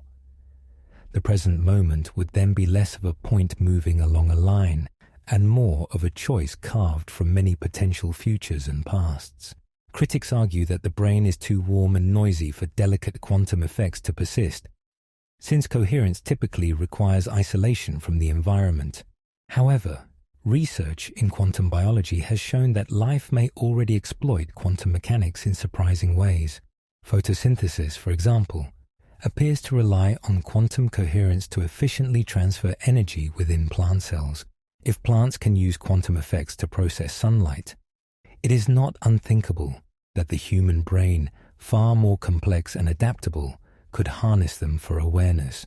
The bridge between consciousness and time becomes even more intriguing when we consider near-death experiences and altered states induced by meditation or psychedelics. Many who undergo such states report a dissolution of time, describing timelessness or the sensation of past, present, and future merging into one. While these reports are subjective, they align with what we might expect if consciousness were touching a quantum domain where time loses its ordinary structure. These glimpses may not be hallucinations, but rather natural outcomes of a mind interacting with the fabric of reality in an unconventional way. If awareness is not confined to classical time, then it raises the possibility that consciousness itself might transcend death. Just as quantum information is never truly lost, but redistributed, perhaps the essence of awareness continues beyond the decay of the body. This is not to suggest a simple survival of the self in the way religions describe, but rather that the fundamental processes giving rise to consciousness are woven into the timeless quantum field that underlies the universe. Such ideas remain speculative, but they resonate with both scientific puzzles and human intuitions. We long to understand not only how the brain works, but why our experience of life is linear, when the equations of physics suggest it need not be. If consciousness is entangled with the quantum world, then the mind might be more than a passenger on time's current. It could be an active agent, collapsing possibilities, perceiving multiple temporal layers, and perhaps even shaping the path we call reality. In this light, consciousness becomes not just a byproduct of biology, but a phenomenon that connects human beings to the deepest mysteries of time. By studying the quantum mind, we may not only uncover the secret of awareness, but also reveal new ways of understanding time travel, not as science fiction, but as a natural extension of how the universe already operates. Chapter 12, Retrocausality, when effects precede causes. The foundation of our everyday reality rests on one simple principle. Causes precede effects. A glass falls from the table, and only after it strikes the ground does it shatter. A match is struck, and then flame appears. Our entire worldview, from physics to common sense, is built on this sequence. Yet in the strange landscape of quantum mechanics, this comforting structure begins to blur. There are theories suggesting that effects might not always follow causes. Instead, under certain conditions, the future could influence the past.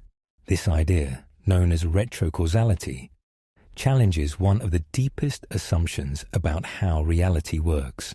The roots of retrocausality lie in quantum experiments that refuse to conform to classical expectations. One of the most striking examples is the delayed choice experiment, a variation of the famous double-slit setup. In the original version, particles of light pass through two slits and form an interference pattern, suggesting they behave like waves. But if detectors are placed to determine which slit each photon travels through, the interference pattern disappears, and the photons act like particles. The twist comes when the choice to measure is delayed until after the photon has already passed the slits. Incredibly, the outcome still depends on whether the measurement is made, as though the particle's past behavior is retroactively determined by a future decision. At first glance, this seems absurd. How could a choice made in the present reach backward in time to alter what happened earlier?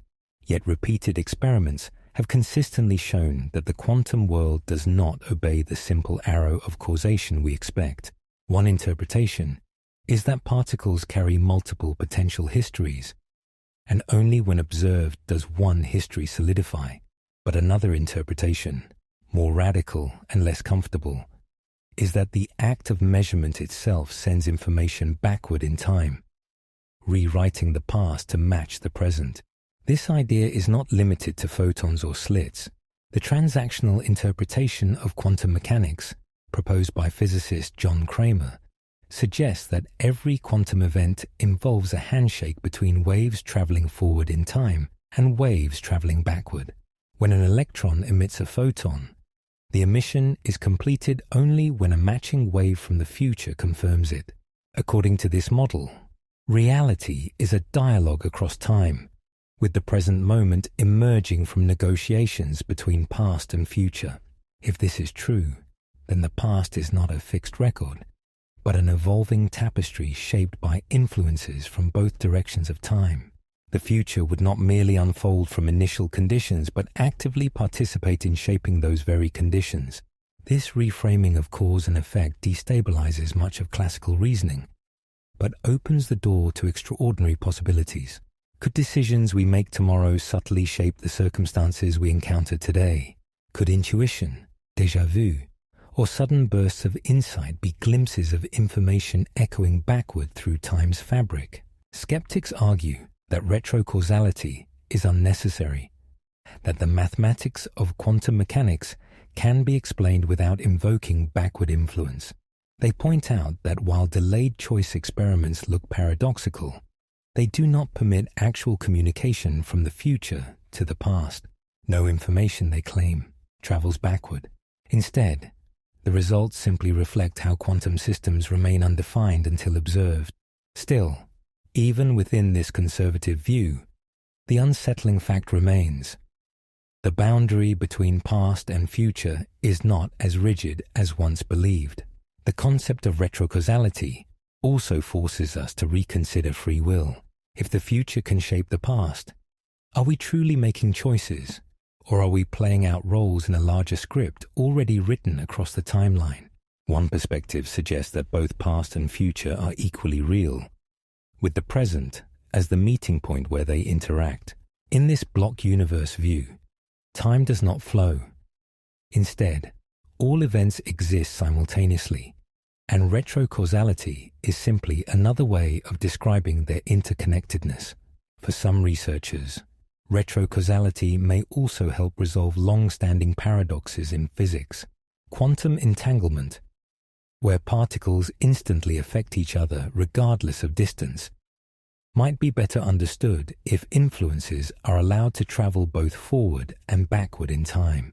Rather than invoking faster-than-light communication, retrocausality suggests that correlations are established by connections stretching across the timeline itself. This interpretation preserves relativity's speed limit, while explaining the eerie synchronicity entangled particles display. The implications for human perception are equally profound. If retrocausality operates in the brain's quantum processes, as some theories propose, then the mind could occasionally access future information unconsciously. This might explain phenomena like precognitive dreams or sudden flashes of knowledge without logical origin. While mainstream science remains cautious about such claims, they align intriguingly with the idea that awareness, entangled with quantum processes, is not strictly confined to the present.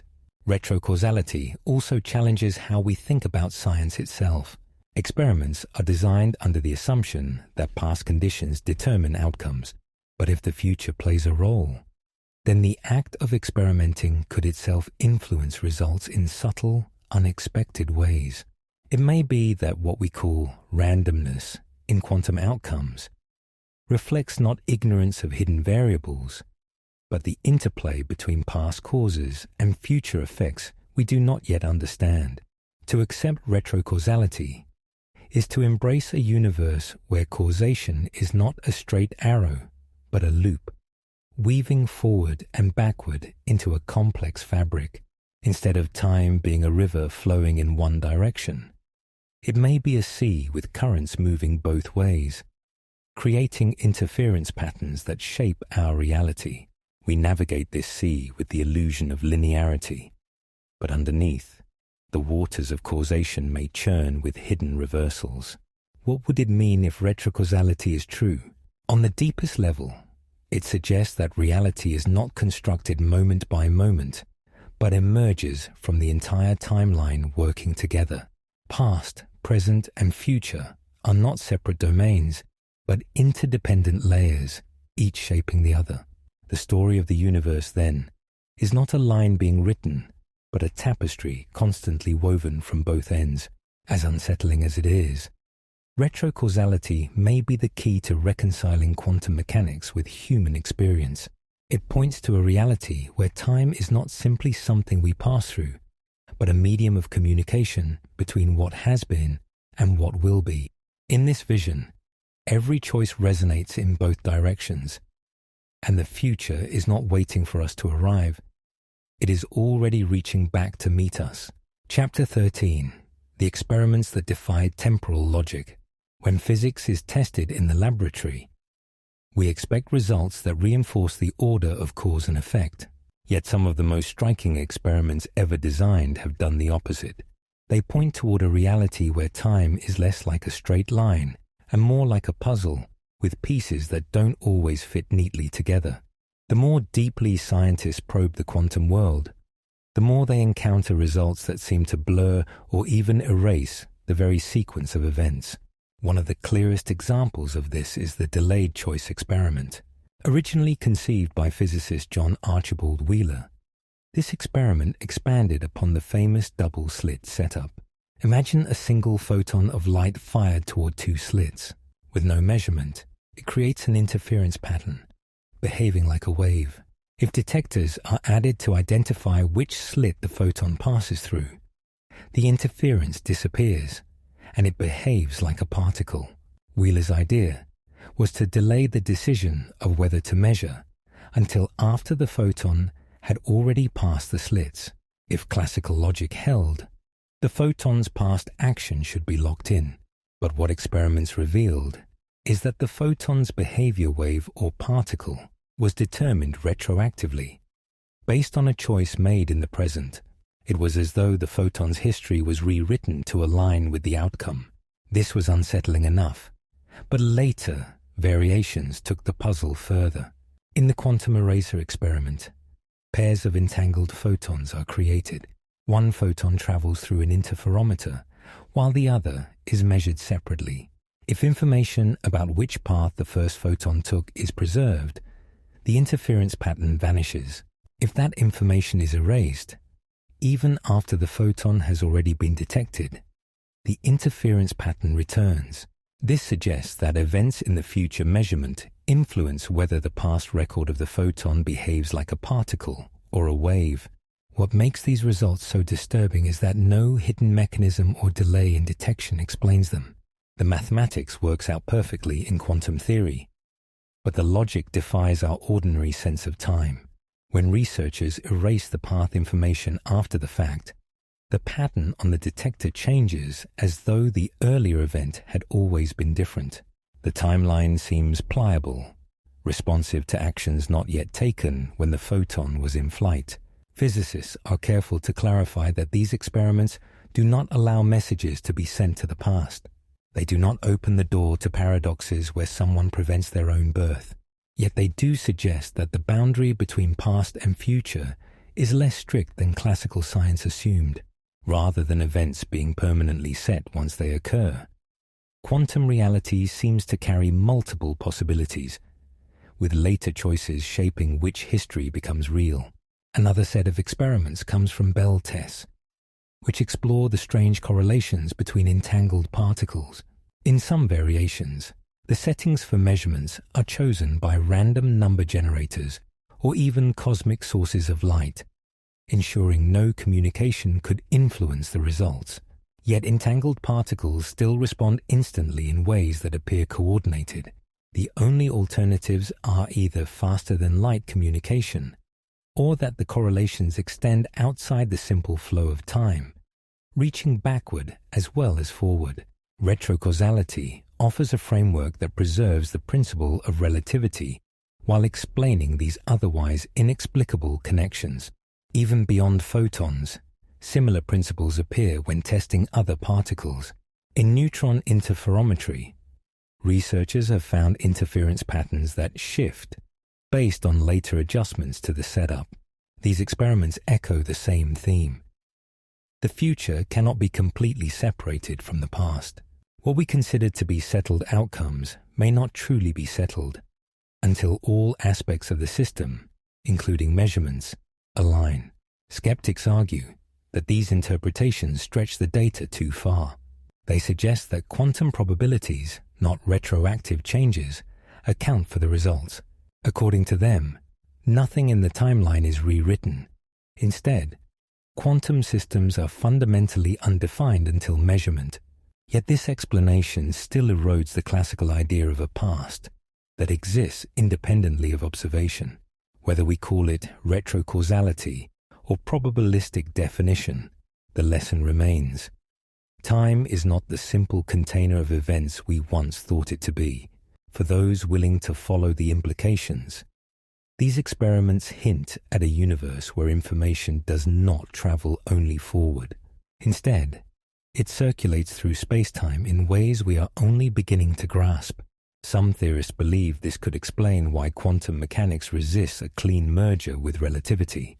Perhaps time itself is the missing variable, a dimension we misunderstand because we assume it flows in one direction, when it may, in fact, fold back on itself. Beyond physics, these results stir the imagination. If erasing data in the future can reshape the past record of a particle, what might this mean for larger systems? Could complex structures, even biological ones, be influenced retroactively under extreme conditions? While such speculation is far from proven, the very fact that the door is open challenges us to rethink our assumptions. The experiments that defy temporal logic are not fringe curiosities. They are at the heart of modern quantum research. They force us to consider that causality may be emergent, not fundamental. The sequence of past to present to future might be an illusion shaped by perspective, while the underlying reality is a vast network where time loops, bends, and interacts with itself. Chapter 14. Quantum Simulations of Timeless Universes. One of the boldest ideas to emerge from modern physics is that time itself may not be fundamental. Instead, what we experience as the forward march of seconds and minutes could be an emergent property, rising out of deeper structures that do not contain time at all. To explore this possibility, researchers have turned to mathematics, computer models, and quantum simulations. These efforts are reshaping how we think about the universe and whether the flow of time is a basic ingredient of reality or a construct that only appears when certain conditions are met. The search for timeless frameworks begins with the Wheeler-DeWitt equation, developed in the 1960s. Unlike most equations in physics, which describe how systems evolve over time, the Wheeler-DeWitt equation does not contain time at all. It describes the universe as a static entity, a single unchanging whole. In this formulation, time does not exist in the fundamental laws. It is something that arises from how observers experience correlations within the system. If this is true, then time is not a stage upon which the universe plays out, but a perception stitched into our minds as we move through a larger timeless reality. To test such ideas, physicists use quantum simulations-controlled experiments where complex systems are mimicked by manipulating simpler ones, often with lasers, superconducting circuits, or trapped ions. These setups allow scientists to recreate mathematical models that strip time away and then study what emerges. For instance, by designing quantum systems where only relative changes between particles matter, researchers can observe how patterns resembling time flow appear from timeless equations. What these simulations suggest is that time may be like temperature, not a fundamental property, but an emergent one that only becomes meaningful at certain scales. One striking example is the use of quantum computers to simulate toy models of universes. In these models, particles and fields interact according to rules that do not reference time directly. Instead, correlations build up, and observers within the model perceive sequences that mimic the passage of time. From the outside, nothing evolves. From the inside, time is experienced. This dual perspective forces us to confront a difficult possibility. Our sense of moving from past to future may be no more fundamental than the way heat emerges from countless atomic collisions. The idea of timelessness is not only abstract but also practical. If time is emergent, then the universe may not have a true beginning or end. What we call the Big Bang could be a transition within a deeper timeless state, rather than an absolute start. Similarly, what we perceive as the flow of time toward the future could simply be our vantage point within an interconnected whole.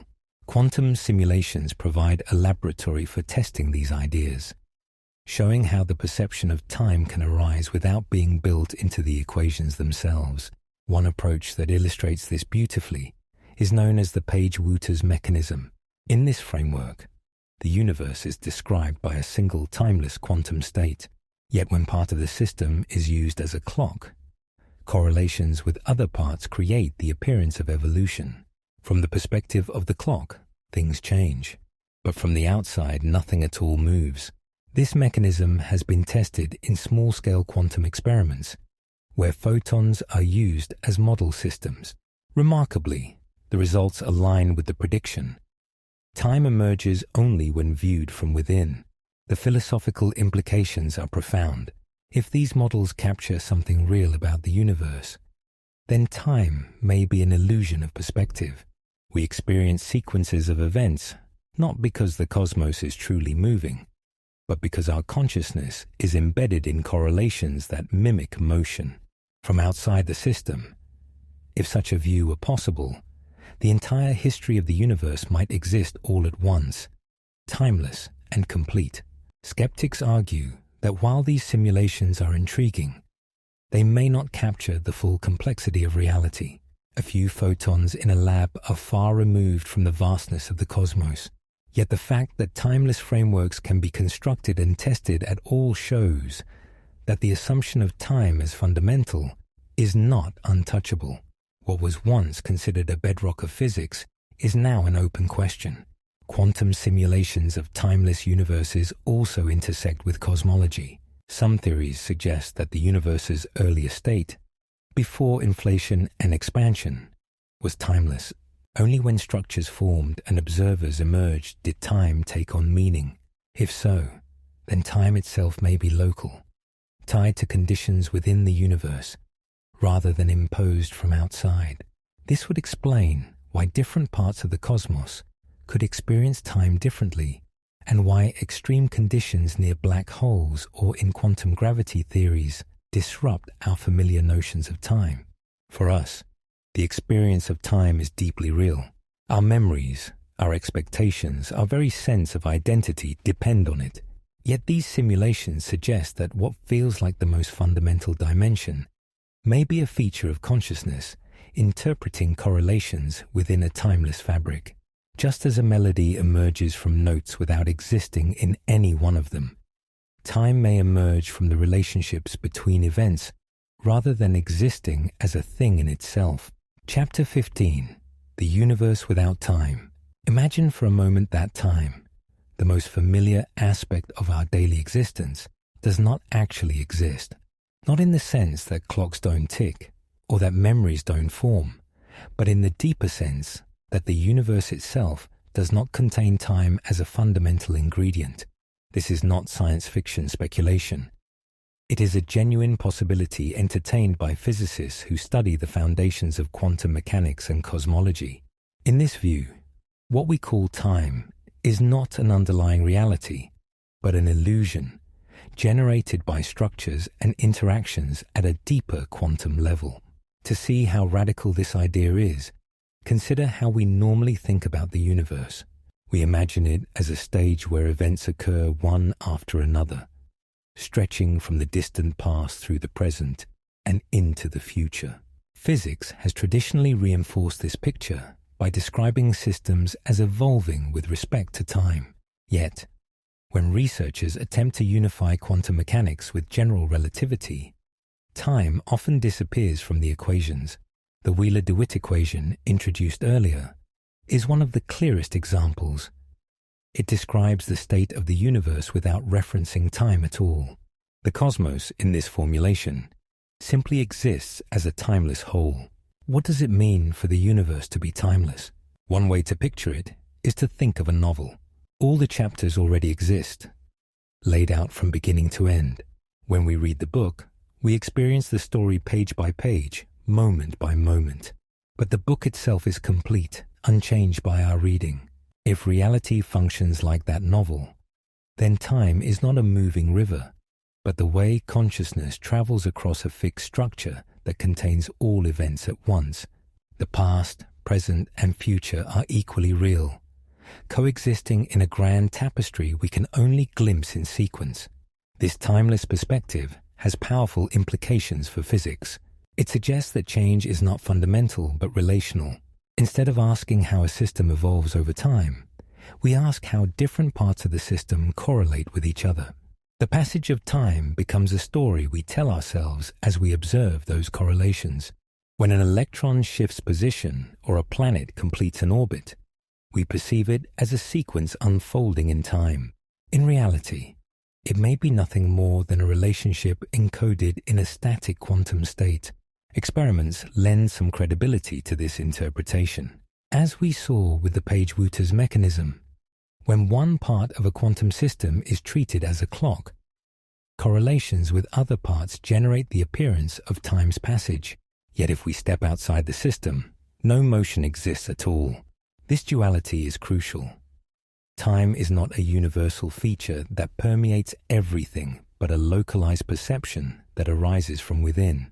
Our experience of living through moments may be like a virtual reality generated inside the quantum structure of the cosmos. If time is not fundamental, then the universe itself may not have a true beginning. What we call the Big Bang could be the first page of our particular reading of the cosmic novel, rather than the birth of the book itself. Similarly, the universe may not have an ultimate end. Even if stars burn out and galaxies fade, all pages remain part of the whole structure, unchanging and eternal. From our perspective, things come and go. From the timeless perspective, everything simply is. Philosophically, this challenges some of our deepest intuitions. We are conditioned to think of time as the very foundation of reality, the measure against which all events occur. But if time is an illusion, then causality itself, our sense that events follow from previous ones, may also be secondary. What we call cause and effect could be patterns our minds impose on correlations within a timeless state. The arrow of time, tied to entropy and memory, may be a psychological construct rather than a cosmic law. A timeless universe also redefines identity.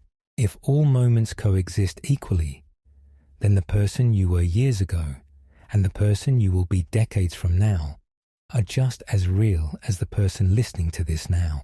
You are not moving through time, but inhabiting a fixed point within a vast, unchanging whole. Free will, in this picture, becomes complicated.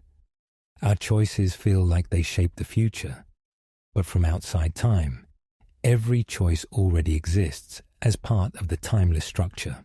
Skeptics counter that this timeless view risks stripping away the dynamism we observe in nature. How can stars form, galaxies collide, or life evolve if time does not exist? Advocates respond that these processes are not illusions in the sense of being unreal. They are real patterns, but their sequence is not driven by a flowing time. Instead, they are interrelated aspects of the static whole. Our consciousness, bound to correlations, interprets them as unfolding motion. In recent years, computer simulations and mathematical frameworks have explored these ideas further. By constructing models where time is absent at the most fundamental level, researchers have shown how apparent time can emerge when observers measure correlations. The fact that this works at all suggests that timelessness may not only be a philosophical possibility, but a scientific one. The universe without time is not an easy concept to accept. It undermines the very language we use to describe existence. Yet the evidence from quantum mechanics, cosmology, and theoretical physics points repeatedly in this direction. Perhaps we must learn to think of the cosmos not as a movie playing out on a screen, but as the entire real, complete and unchanging. Our role is to experience it frame by frame, never realizing that all frames coexist at once. As strange as this vision seems, it opens new doors.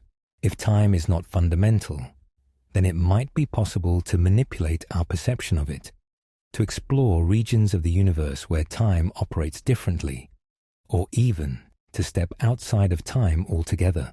This possibility leads us naturally to the next chapter, where we will investigate wormhole structures in space-time that may serve as gateways not only across space, but across what we call time.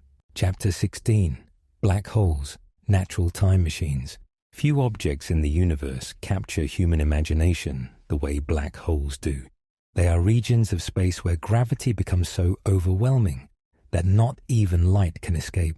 To most people, they are cosmic monsters devouring everything in their path. To physicists, however, black holes are far more than destructive entities. They are windows into the deepest structure of space-time itself, and they may represent nature's closest approximation to a working time machine. Einstein's general theory of relativity predicted black holes as solutions to his equations long before astronomers found any evidence for them. The core idea is simple. Mass curves space-time, and extreme mass curves it so tightly that it folds in on itself. Imagine space-time as a rubber sheet. Place a bowling ball on it, and the sheet dips. Now place something infinitely heavy, and the sheet collapses into a bottomless well. That is essentially what a black hole is. The geometry of space-time turned into a trap. What makes black holes extraordinary for discussions of time is the way they warp it. Time is not independent of space, but woven together with it. Where space bends under gravity, so does time. Near Earth, satellites orbiting above us experience time passing slightly faster than clocks on the ground, an effect we correct for in GPS systems. Near a black hole, this difference becomes extreme. For an outside observer, a clock falling toward a black hole slows down, ticking more and more slowly as it approaches the event horizon. From the perspective of that falling clock, however, nothing unusual happens. It keeps ticking normally, oblivious to the stretching of time relative to the rest of the universe. This asymmetry leads to some of the strangest predictions in physics. If an astronaut were to orbit near the edge of a black hole and then return home, they might find that while only a few hours passed for them, decades or even centuries unfolded for the rest of the universe. Black holes, in this sense, act like natural time dilation devices. They don't let us travel into the past, but they provide a pathway into the far future. By riding the edge of a black hole's gravitational well, someone could effectively leap forward in time. The idea becomes even more intriguing when we consider rotating black holes, known as Kerr black holes. Unlike their non-rotating cousins, these objects twist space-time itself in the region just outside their event horizon, called the ergosphere. Space is dragged along with the rotation. Theoretical work suggests that such structures might contain closed time-like curves paths through space-time that loop back on themselves. If such paths exist, they would allow a traveler not only to move forward in time, but potentially to revisit the past. Of course, the practical barriers are staggering. The tidal forces near most black holes would tear any object apart before it could explore these regions. Radiation from the accretion disk matter spiraling in at near light speed would incinerate a spacecraft long before it reached the horizon. But physics, at least on paper, does not rule out the possibility that sufficiently large black holes, such as the supermassive giants at the centers of galaxies, could provide zones where tidal forces are mild enough for safe passage. In such cases, the geometry of space-time might indeed allow time loops to form. Black holes also raise another, deeper mystery tied to information. According to classical physics, anything that falls into a black hole is lost forever, crushed to a singularity. Yet quantum mechanics insists that information cannot be destroyed. The apparent contradiction is known as the black hole information paradox. Some solutions suggest that information might be preserved on the surface of the event horizon in a scrambled form, while others propose that it could leak out slowly over eons as Hawking radiation. Either way, the resolution of this paradox may tell us something profound about the nature of time itself. If information is never lost, then the timeline of the universe may be more tightly interconnected than we imagine, with black holes acting as nodes where past, present, and future intertwine. The possibility of using black holes as laboratories for time travel extends beyond mathematics. Scientists already study time dilation effects in the extreme gravitational fields of these objects, by observing how light shifts as it escapes. Photons emitted near a black hole emerged stretched. Their frequencies shifted downward, reflecting the distortion of time. These real observations confirm that the warping of time predicted by Einstein is not a theoretical curiosity, but a measurable fact of the cosmos. Some researchers speculate that advanced civilizations, if they exist, might exploit black holes as cosmic gateways. A sufficiently advanced species could, in principle, use them as slingshots not only through space but across enormous temporal gaps. While this remains firmly in the realm of speculation, it demonstrates how black holes transform our thinking. They are no longer just exotic ends of stars, but possible tools for navigating space-time in ways our everyday intuition cannot comprehend. What black holes ultimately teach us is that time is not absolute. It stretches, bends, and fractures depending on the geometry of the universe. By studying these extreme objects, we glimpse what may be possible when the fabric of reality is pushed to its limits. If the universe allows natural structures to act as time machines, then the boundary between science fiction and science narrows dramatically. Chapter 17. Beyond Space and Time. The Quantum Realm. When we think of reality, we imagine it built on space and time. Every experience we have, every thought we process, and every action we take is bound within a framework of where and when.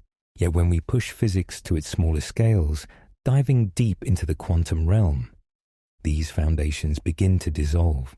What emerges is a strange world, where space and time appear less like the bedrock of existence and more like fragile constructs that arise only under certain conditions. Quantum mechanics has long challenged our intuitive sense of reality. In everyday life, objects have definite positions and move along predictable paths. But in the quantum domain, particles refuse to follow such order. They exist in states of probability, occupying multiple possibilities at once until measurement forces them into a single outcome. This uncertainty is not a defect of our instruments, but a feature of the universe itself. It tells us that at its most fundamental level, reality may not be made of things located in space and time, but rather of abstract information that only sometimes resembles the world we see. One of the most profound questions physicists grapple with is whether space and time themselves are emergent. In other words, are they fundamental features of the cosmos, or do they arise from something deeper? Several modern theories suggest the latter. In approaches like loop quantum gravity, space-time is thought to be granular, composed of discrete units smaller than anything we can currently measure. These quantum bits of geometry may combine to create the smooth fabric of space and time we experience, much like individual pixels form a continuous image on a screen. String theory offers another perspective. Instead of treating particles as point-like, it envisions them as vibrating strings existing in higher dimensions. Within this framework, space and time may not be primary ingredients, but emergent patterns produced by deeper mathematical structures. In both views, the universe at its core is not a stage on which events unfold, but a network of relationships that, under certain conditions, give rise to the appearance of space and the flow of time. Experiments in quantum entanglement provide further hints. When two particles become entangled, their states remain connected no matter how far apart they are. The correlation between them seems to exist outside of space, as though distance is irrelevant.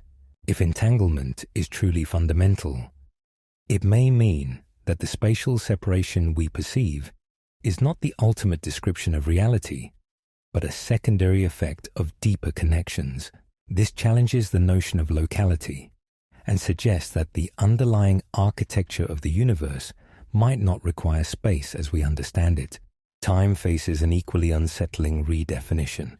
At the quantum scale, events don't always have clear order. In experiments with quantum switches, where the order of two operations is placed in superposition, it becomes impossible to say which happened first. Instead, The operations exist in a state where both orders are true simultaneously.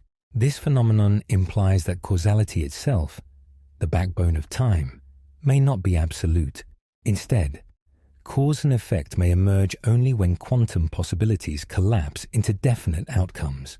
If time can dissolve at the quantum level, what does that mean for our broader understanding of the universe?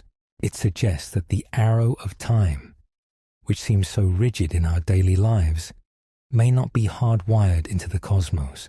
Instead, it may be a macroscopic illusion generated by processes like entropy, while at the deepest layers of existence there is no before or after. Reality, in its rawest form, might be timeless. The implications of this are staggering. A timeless foundation would mean that everything we perceive as past, present, and future coexists in some deeper sense. The flow of time could be nothing more than a perspective created by conscious observers navigating through states of quantum information. Our experience of moving from one moment to another may be more akin to scanning frames of a film strip than to passing through a truly linear progression. Physicists and philosophers alike debate whether this dissolving of time and space at the quantum level points toward a unified theory of reality, to unified general relativity, which describes the large-scale geometry of space-time, with quantum mechanics, which governs the microscopic.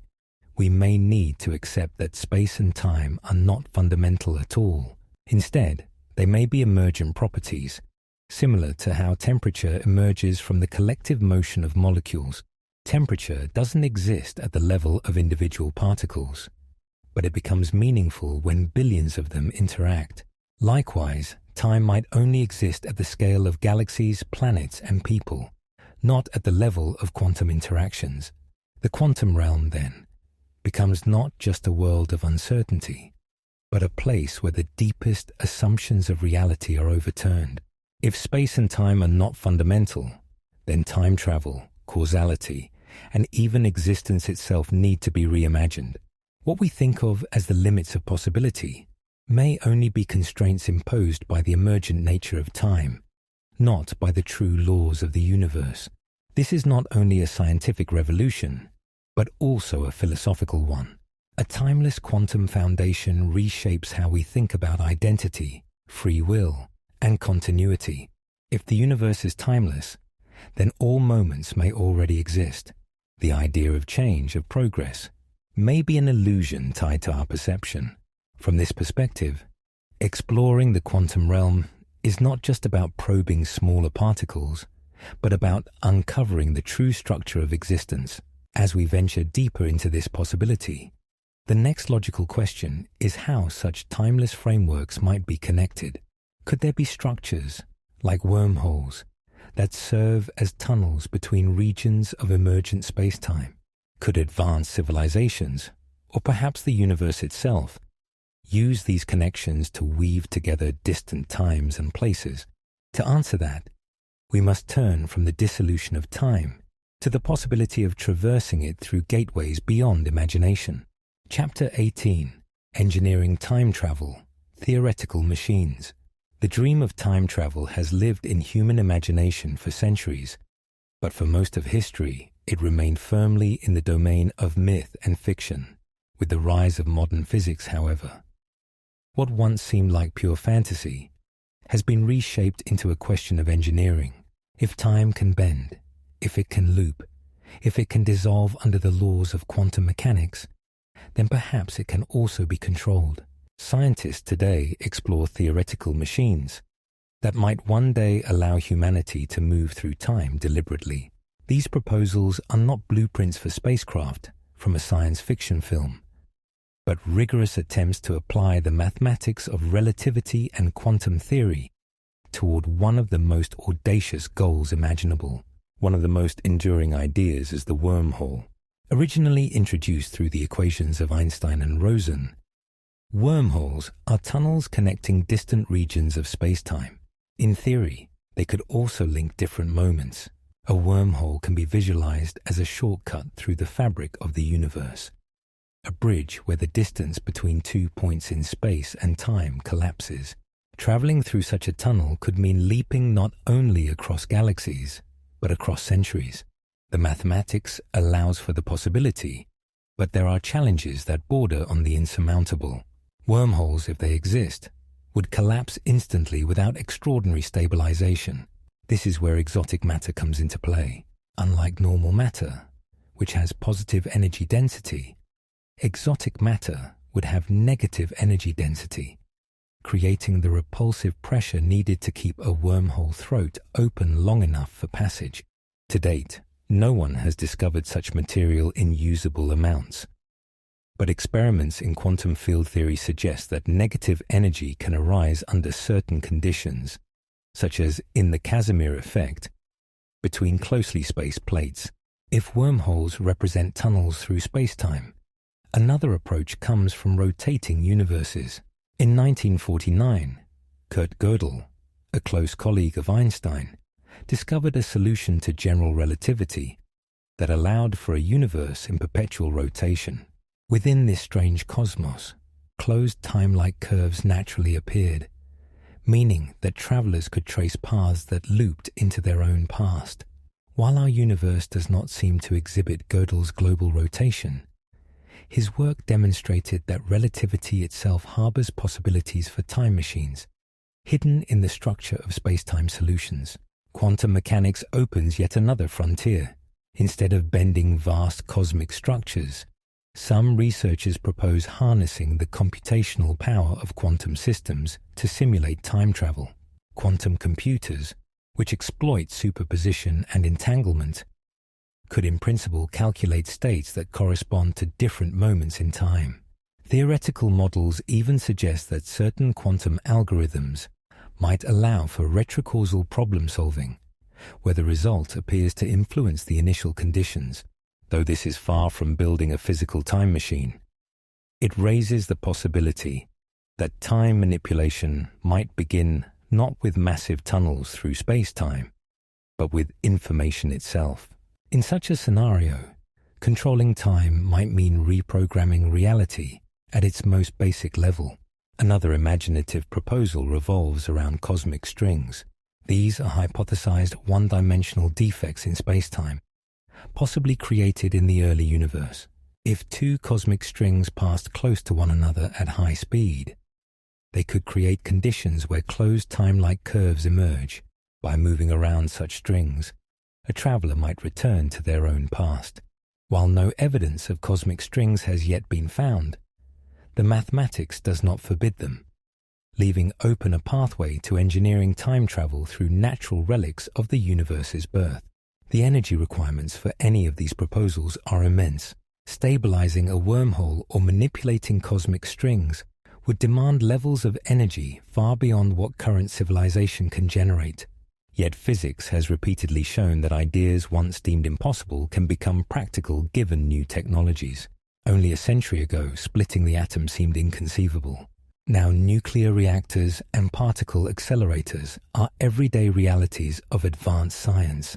In this light, exotic matter or quantum engineering might not be forever unattainable, but simply a challenge awaiting breakthroughs in energy generation and materials science. There is also the concept of time dilation as a more accessible form of time manipulation. Special relativity predicts that as objects approach the speed of light, time slows for them relative to outside observers. Similarly, near the immense gravitational pull of black holes, time moves differently. In practice, this means that astronauts traveling near light speed or orbiting close to a black hole would experience time at a slower rate than those on Earth. While this is not the same as visiting the past, it is a form of time travel to the future, achievable within the known laws of physics. Engineering spacecraft capable of such speeds or maneuvers is an enormous challenge, but it does not require rewriting fundamental physics. Each of these proposals carries with it profound paradoxes. Traveling backward through time risks violations of causality. If a person prevented their own birth, how could they exist to take the journey? Some physicists suggest that the universe would self-consistently prevent such paradoxes, while others argue that time travel would create branching timelines, each consistent in itself, but diverging from the original. In either case, the construction of a time machine would not only be a technological feat, but a challenge to our deepest assumptions about reality. The theoretical machines imagined by physicists are more than speculative curiosities. They represent serious attempts to grapple with the implications of modern physics. Wormholes, cosmic strings, quantum algorithms, and relativistic travel all point toward the same conclusion. Time is not a rigid boundary. It is malleable, responsive to energy and geometry, and perhaps even open to manipulation through engineering. The barriers are immense, but the very act of contemplating these machines expands the horizon of possibility. As we push further into this strange frontier, the question shifts from whether time travel is possible to what consequences it would have if achieved. The ability to control time would redefine not only science but also human destiny. What ethical boundaries would be needed? Could we survive the paradoxes? Could such power even be responsibly managed? To begin considering these implications, we must now explore the dangers inherent in moving beyond time itself. Chapter 19. The Paradoxes of Time Travel. Every serious discussion of time travel eventually collides with paradox. These are not simply puzzles for science fiction writers, but real contradictions that arise from the very structure of causality. If time can be bent, looped, or traversed in reverse, then the logical fabric of events becomes unstable. Paradoxes highlight the tension between what physics seems to permit in theory and what logic seems to forbid in practice. To understand them is to face the deepest challenge any proposal for time travel must confront. The most famous of these is the grandfather paradox. Imagine a traveler journeys into the past and prevents their grandfather from meeting their grandmother. The traveler could not then be born, and without being born, they could not travel back to prevent the meeting. The event both happens and does not happen, creating a contradiction that cannot be resolved within ordinary logic. The paradox demonstrates how fragile causality becomes once past events can be altered. Variations of this paradox appear in many forms. One involves the destruction of a time machine itself. Suppose a device capable of time travel is built, and then someone goes back to destroy it before it can be used. If the device never existed, the person could not have used it to travel back and destroy it. Another involves information with no origin, such as a book carried into the past and left for a younger version of its author. The author copies from it, ensuring it becomes the same book carried back in time later. In this loop, knowledge exists without ever being created, violating the principle that effects must stem from causes. Physics does not shy away from these questions. Instead, multiple interpretations of quantum mechanics have been proposed as possible solutions. One of the most compelling is the idea of self-consistency. According to this principle, the universe would not allow contradictions to arise. Events that appear paradoxical would resolve in ways that preserve consistency. If someone traveled into the past, their actions would always fit into history as it already exists. In the grandfather paradox, the traveler might attempt to interfere but would fail through circumstances beyond their control. Fate would not bend to paradox. Instead, the universe itself would resist any inconsistency. Another approach invokes the concept of branching timelines. In this view, every action that changes the past creates a new separate timeline. The traveler who prevents their grandfather's meeting does not erase their own existence, but simply shifts into a parallel reality where they were never born. Their original timeline remains untouched, while the new one unfolds independently.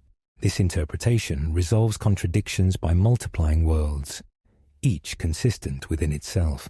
The many worlds interpretation of quantum mechanics offers a foundation for this idea, suggesting that every quantum event already generates branching realities. Time travel would simply become another mechanism for moving between them. Retrocausality offers yet another lens. Rather than assuming that causes always precede effects, Some interpretations of quantum theory allow the future to influence the past. In this framework, paradoxes lose their force because the chain of causality is not strictly linear. An action taken in the future can become part of the conditions that shape the past. Instead of contradiction, there is a closed loop of mutual influence. While this challenges our intuitive understanding of cause and effect, it remains consistent within certain formulations of quantum mechanics. There are also models in which paradoxes dissolve because time itself is not fundamental. If time emerges from deeper quantum structures, then altering it may not create contradictions in the same way we imagine. Events may be interwoven in a network where consistency is maintained at a deeper level, even when surface-level sequences appear to clash. What we interpret as paradox might simply be the result of trying to apply classical logic to a reality that operates on quantum principles. Philosophers have long debated whether paradoxes prove that time travel is impossible. If contradictions are unavoidable, then perhaps the laws of physics contain hidden safeguards to prevent backward travel through time. This idea is sometimes called the chronology protection conjecture, proposed by Stephen Hawking. According to it, nature itself forbids paradox by making time machines impossible. Wormholes would collapse, exotic matter would fail to stabilize, and any attempt to loop time would be blocked by physical law. In this sense, paradoxes are not just puzzles, but warnings, pointing to boundaries that reality may enforce. Yet paradoxes may also serve as guides to new physics. By pushing our theories into the extreme, they reveal cracks in our understanding of causality, time, and quantum behavior. Whether through self-consistency, branching universes, retrocausality, or deeper structures, paradoxes force us to reimagine how events connect across time. They highlight the possibility that our current intuitions about cause and effect are too limited, shaped by classical experience rather than quantum reality. The paradoxes of time travel remain unresolved, but they are not mere thought games. They are central to the scientific inquiry into whether time can be engineered. Each contradiction challenges us to refine our models, to decide whether the universe allows time travel at all, and if it does, what form it could take without unraveling logic itself. As we move forward, the question becomes not only whether paradoxes can be resolved, but what consequences time travel would have if paradox-proof models were ever realized.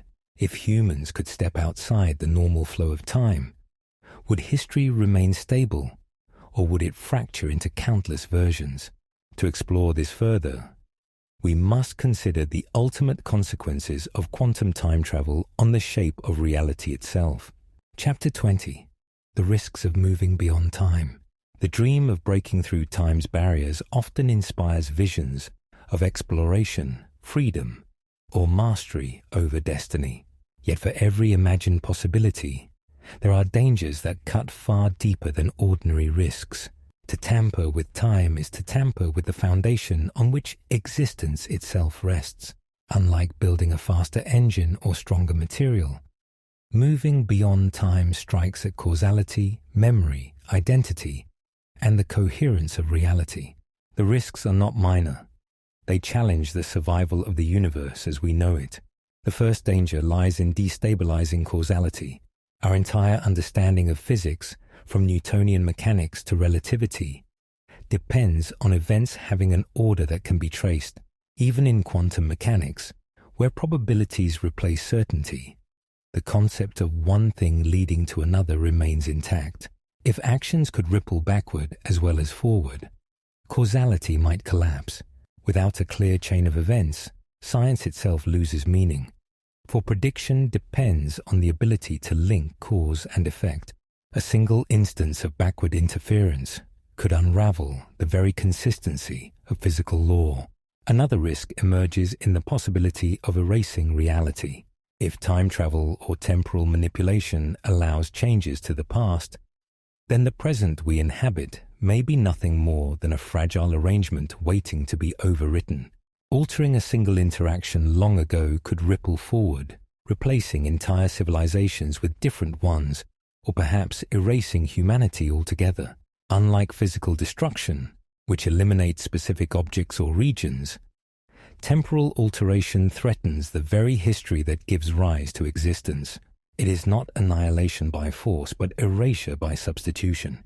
The greatest danger is that such an erasure might occur without awareness. Those who vanish from rewritten timelines would never even know they had once existed. There is also the danger of fragmenting reality into uncontrolled branches. The many worlds interpretation and related theories suggest that alternative timelines could emerge with every change. While this may solve paradoxes, it creates an infinite expansion of realities with no clear anchor. If every choice spawns countless versions of the universe, the concept of a stable history dissolves. For human beings who rely on continuity to form identity, memory, and culture, such fragmentation could mean the loss of coherence in lived experience. Which version of you would be the real one? Which history would truly belong to humanity? The multiplication of timelines may prevent contradiction, but it risks dissolving meaning itself. Even without branching or erasure, there is the possibility of losing the framework that makes human life intelligible.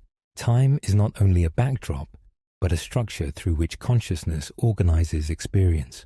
Memory links the past to the present, while anticipation links the present to the future.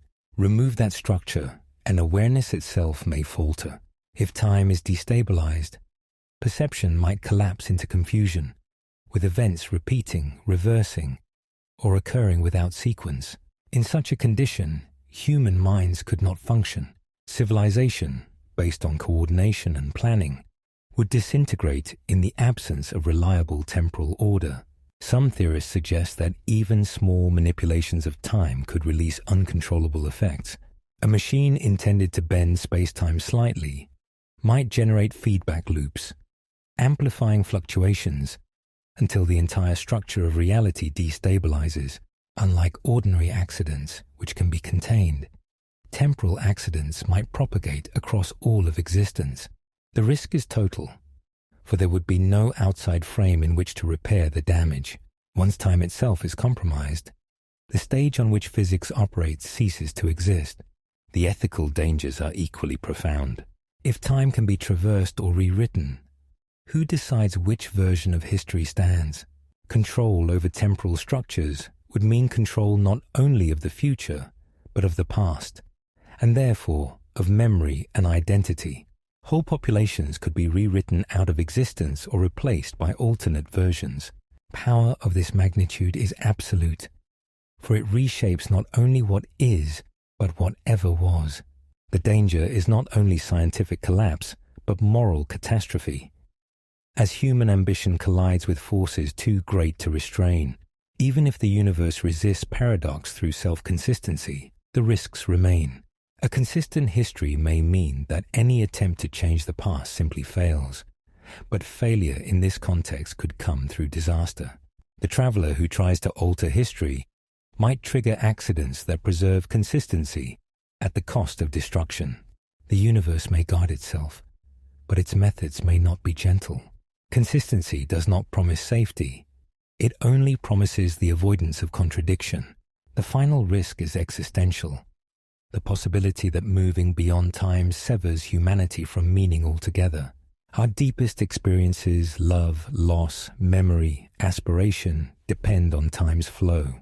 If time is not fundamental, if it can be bypassed or dissolved, then these experiences may prove to be illusions without anchor. To abandon time is to abandon the narrative structure of life. Even if consciousness could exist outside temporal order, it would be an existence stripped of story, continuity, and identity. The price of transcending time may be the loss of everything that makes life recognizable as human. In sum, the dangers of moving beyond time are not limited to technological failure or scientific error.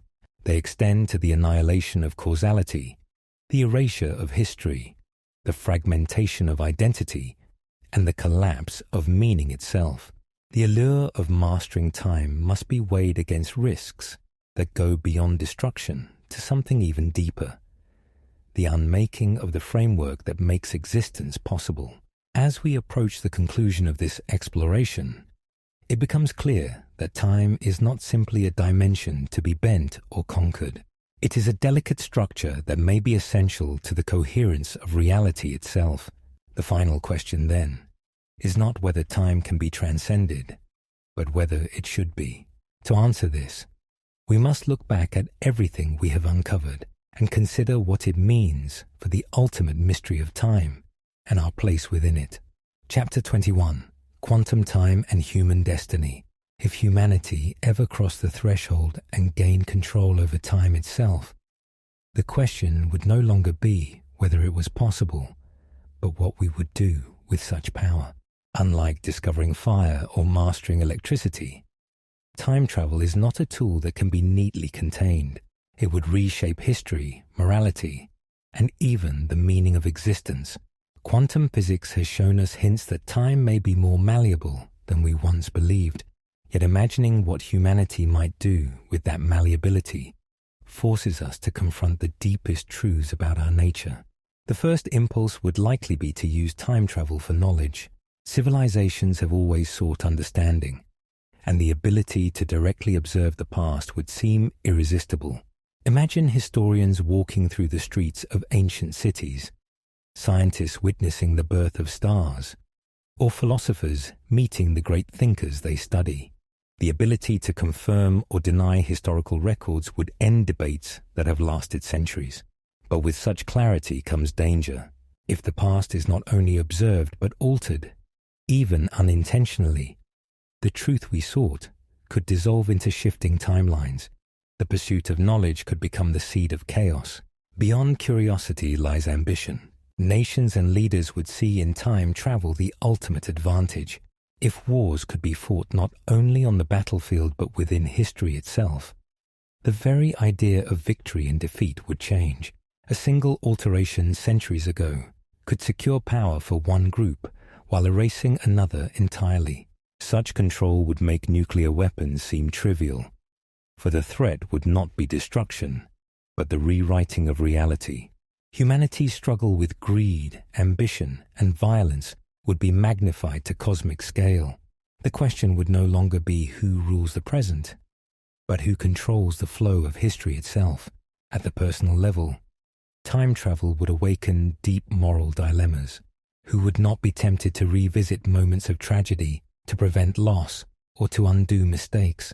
The ability to rescue loved ones, correct failures, or relive moments of joy would feel irresistible. Yet every intervention carries consequences that ripple outward. Saving one person might change the lives of countless others in ways unforeseen. Even small changes could distort entire chains of cause and effect. The gift of rewriting personal destiny could easily become a curse, trapping individuals in cycles of regret and alteration that never end. Civilization as a whole would also face the question of responsibility. If humanity could see its own future, would we have the courage to face it or the arrogance to try to change it? Predictions could drive panic or despair, leading societies to collapse under the weight of inevitability. Alternatively, knowledge of future disasters could inspire preparation and resilience. The challenge would be distinguishing between what must remain untouched and what could safely be altered. Without shared ethical boundaries, humanity might splinter into factions, those who seek to control time, those who resist its use, and those who exploit it for personal gain. There is also the risk of becoming lost in possibility. If every choice creates a branch, then time travel could flood humanity with endless alternatives. Faced with infinite versions of ourselves and countless divergent destinies, the sense of meaning could fracture. Which life is truly yours if infinite others exist? Which civilization is authentic if every decision spawns new worlds? The ability to explore temporal branches might expand freedom, but it could also dissolve identity, leaving humanity adrift in an ocean of realities with no anchor. And yet, amid the dangers, there is potential for growth. If humanity approached time travel not as a tool of conquest, but as a mirror of responsibility, it could inspire unprecedented maturity. To control time requires humility and acceptance that every action reverberates beyond what we can see. Used wisely, temporal mastery could help prevent disasters, preserve knowledge, and deepen compassion for both past and future generations. It could remind us that history is not distant, but intimately tied to who we are. The moral challenge would be to wield such power not for domination, but for stewardship. The ultimate destiny of humanity in relation to time may depend not on physics, but on character. The quantum realm has shown that reality is more fluid than we imagined, but the choice of how to navigate that fluidity rests with us. Will we seek control, rewriting the universe to match our desires? Or will we learn restraint, using glimpses of other times to understand our place in the cosmos? Perhaps the true lesson of quantum time is not that we can reshape reality, but that reality is fragile, demanding respect rather than exploitation. If time travel becomes real, it will not simply be a scientific breakthrough, it will be a moral trial. Every civilization in history has been defined by how it used the powers it unlocked, from fire to nuclear energy. The power to bend time, however, is different. It does not only change what we can do, it changes what we are. For in altering time, we alter identity, memory, and destiny itself. Humanity's survival may depend on whether we are prepared not only to grasp such power, but to bear its weight. As we stand at the edge of this thought experiment, one truth remains. Time defines us, but it also challenges us. The future of humanity is not only about discovering the laws of the universe, but about choosing how to live within them. If quantum mechanics, relativity, and the mysteries of consciousness point toward a reality where time is flexible, then our greatest responsibility is to ensure that such flexibility does not break the very fabric of meaning. Chapter 22. The Future of Time Research. For centuries, humanity has looked at time as something to be measured, not manipulated. We built sundials, mechanical clocks, and atomic timekeepers to track its steady flow. But only in recent decades have researchers begun probing whether time itself can be shaped, bent, or even transcended. The questions once confined to philosophy and science fiction are slowly moving into experimental physics and advanced computation. The search is not only to confirm whether time travel is achievable, but to redefine our relationship with time altogether. One of the most promising avenues lies in quantum mechanics. Experiments with entanglement and superposition continue to challenge the idea of linear time. When two particles remain linked across distance, responding instantaneously to each other's state, it suggests that the separation between moments is not as rigid as we assume. Future research is already exploring whether entanglement could be extended beyond space into the temporal dimension, creating a kind of quantum bridge that blurs past and future. If such a link can be engineered, it might serve as a foundation for controlled experiments in temporal causality. Parallel to this is the exploration of closed time-like curves mathematical solutions in general relativity that allow paths through space-time to loop back on themselves. Though still theoretical, researchers are investigating whether quantum effects could stabilize such loops without violating causality.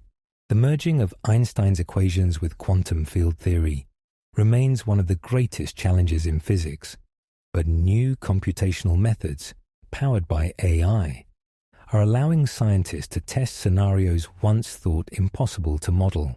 Machine learning systems are now simulating space-time geometries, scanning for structures that might permit time-like pathways. Quantum computing itself may become a key tool in this journey. Unlike classical machines, quantum computers operate on principles where outcomes unfold in parallel. In a sense, they already simulate multiple timelines at once. Researchers are experimenting with quantum algorithms that could model temporal paradoxes and test how information behaves across hypothetical time loops. Though practical time travel remains speculative, the ability to simulate its rules in a controlled digital environment brings us closer to knowing whether nature permits it. These machines are still in their infancy, but their exponential growth suggests that within decades we may hold the computational power to explore time in ways no human mind could handle alone. Another frontier lies in experiments with ultra-cold atoms and precision timekeeping. The newest atomic clocks are so sensitive, they can detect differences in time between 2 points, just a centimeter apart in height. These devices reveal how gravity distorts time even within a single room, making relativity not a distant concept, but an everyday reality. Future generations of such clocks may allow us to map space-time distortions with extraordinary detail, potentially uncovering natural anomalies where time behaves differently.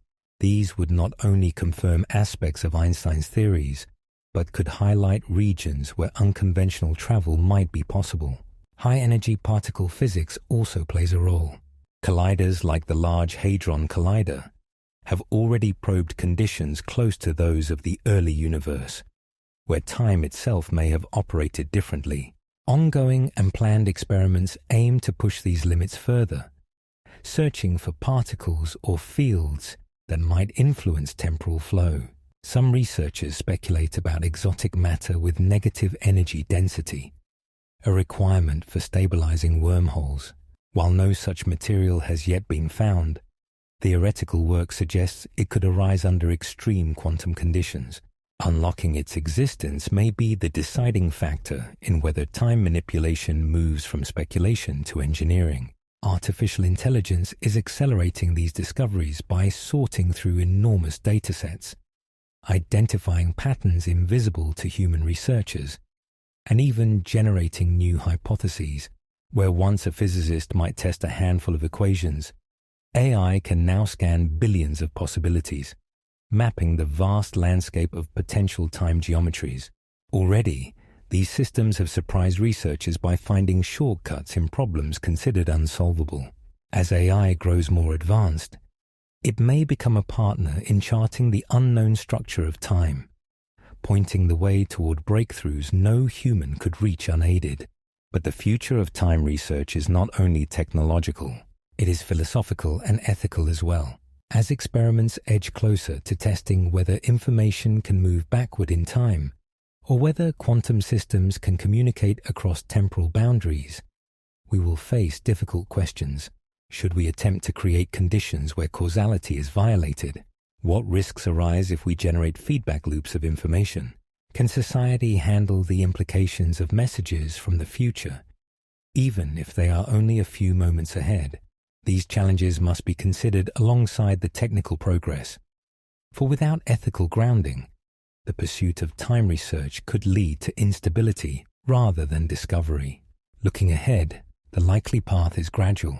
We will not wake one day to find working time machines waiting for us. Instead, progress will unfold through incremental steps, more precise timekeeping, deeper quantum experiments, simulations of paradoxes, and slow accumulation of data that challenges our assumptions. Just as the discovery of electricity began with sparks and static before transforming civilization, time research may begin with subtle anomalies before unlocking entirely new frontiers. The future of this field may also depend on global collaboration. Unlike other technologies that can be tested in isolation, time research requires immense energy, vast data, and diverse expertise. It is likely that breakthroughs will emerge not from a single lab, but from networks of scientists, engineers, and thinkers working across continents. If achieved responsibly, such cooperation could ensure that discoveries about time are shared for humanity as a whole rather than controlled by a few. Ultimately, the future of time research is about more than whether we can travel to the past or leap into the future. It is about deepening our understanding of what time actually is. Are we moving through it, or is it woven into us? Is the arrow of time an illusion of entropy, or a fundamental structure of the universe? These questions are not only scientific, They touch the very core of human experience. By exploring them, we are not just building machines or testing equations. We are redefining what it means to exist. Chapter 23, Living Beyond Time. The final perspective. Throughout our journey, we've explored physics, philosophy, paradoxes, and simulations, all circling around the same elusive idea. Time is not what it appears to be. We began with the ordinary sense of clocks and calendars, only to discover that deeper investigations reveal cracks in this everyday view. Black holes stretch it. Quantum experiments scramble it. And theories suggest that it may not exist fundamentally at all. After all these explorations, one question remains. If time is not absolute, how do we live in a universe that seems to depend on it? The final perspective may not involve machines or cosmic gateways. Instead, it might lie in shifting our understanding of reality itself. For much of history, we've treated time as an external backdrop, a kind of stage on which all events unfold. But what if time is an emergent feature of consciousness, arising from how we process change? The rhythms of the universe, from the decay of particles to the beating of hearts, might not be ticking against a universal clock, but generating the very sense of sequence that defines our lives. In this view, living beyond time is less about escaping it, and more about recognizing that it was never fundamental to begin with. Quantum mechanics offers a glimpse of this possibility. At the smallest scales, reality doesn't obey the familiar order of before and after. Interactions can appear to be simultaneous, or even retroactive, where later measurements influence earlier outcomes. If we take these findings seriously, it suggests that our perception of time's flow is a simplification, a human-friendly version of a much stranger underlying reality. To move beyond time, then, is to see through this simplification and embrace the deeper structures that hold everything together. Consider the notion of a block universe, where past, present, and future all coexist simultaneously, like frames in a film reel. From within the reel, we experience one frame at a time, giving the illusion of motion. But from outside, the entire story exists at once. If this is the true nature of reality, then living beyond time means realizing that every moment of existence is already complete, already present. Nothing is lost. Nothing is truly ahead or behind. Our journey is not through a river, but across a landscape, with consciousness acting as the traveler who traces a single path. This perspective also transforms how we think about destiny and choice. If every possibility exists, then our freedom lies not in changing the past or forcing the future, but in aligning our awareness with the parts of the landscape we choose to traverse. The paradoxes of time travel dissolve under this lens, because there is no contradiction, only different routes across a timeless structure. What we call fate may simply be the unfolding of paths already embedded in the geometry of the universe. Technology may play a role in revealing these truths, but it cannot replace them. Wormholes, exotic matter, and quantum simulations are tools, not answers. They help us test whether our theories hold up, but they cannot deliver meaning on their own. Meaning arises when we connect the scientific view with the lived human experience, and from that vantage, the deepest breakthrough may be realizing that time travel was never about building a machine to break free from time's grip. It was about seeing that time itself is the illusion we must learn to transcend. Living beyond time also reshapes how we think about mortality. Much of human anxiety stems from the sense that time is running out, that we are racing against a clock we cannot stop. But if reality is timeless at its core, then our existence is not erased by the passing of moments. Instead, every moment we have lived continues to exist in the structure of the universe. Nothing vanishes. It only shifts within the greater whole. In this way, the timeless perspective offers not only scientific insight, but also a profound sense of peace. The final perspective, then, is not about escaping time physically, but about transforming our relationship with it. To live beyond time is to recognize that past and future are constructs, while the present, the moment of awareness, is the only direct interface we have with the timeless reality beneath. By focusing on the depth of experience rather than the ticking of clocks, we align ourselves more closely with the quantum truth of existence. We cease to see life as a race from birth to death, and begin to see it as participation in a timeless tapestry. As research continues, we may eventually build devices that probe temporal mechanics, simulate paradoxes, or even manipulate space-time itself. Yet even those discoveries will only confirm what has been hinted at all along, that time is not the bedrock of reality, but a veil laid over it. The greatest journey is not through wormholes or across centuries, but into the heart of understanding itself. And so, after all the theories and all the possibilities, we arrive at the simplest conclusion. Time was never the prison we imagined. It was the lens we looked through, the story we told ourselves, the framework that gave order to experience. To live beyond time is to realize that the universe was never counting seconds. It was simply being,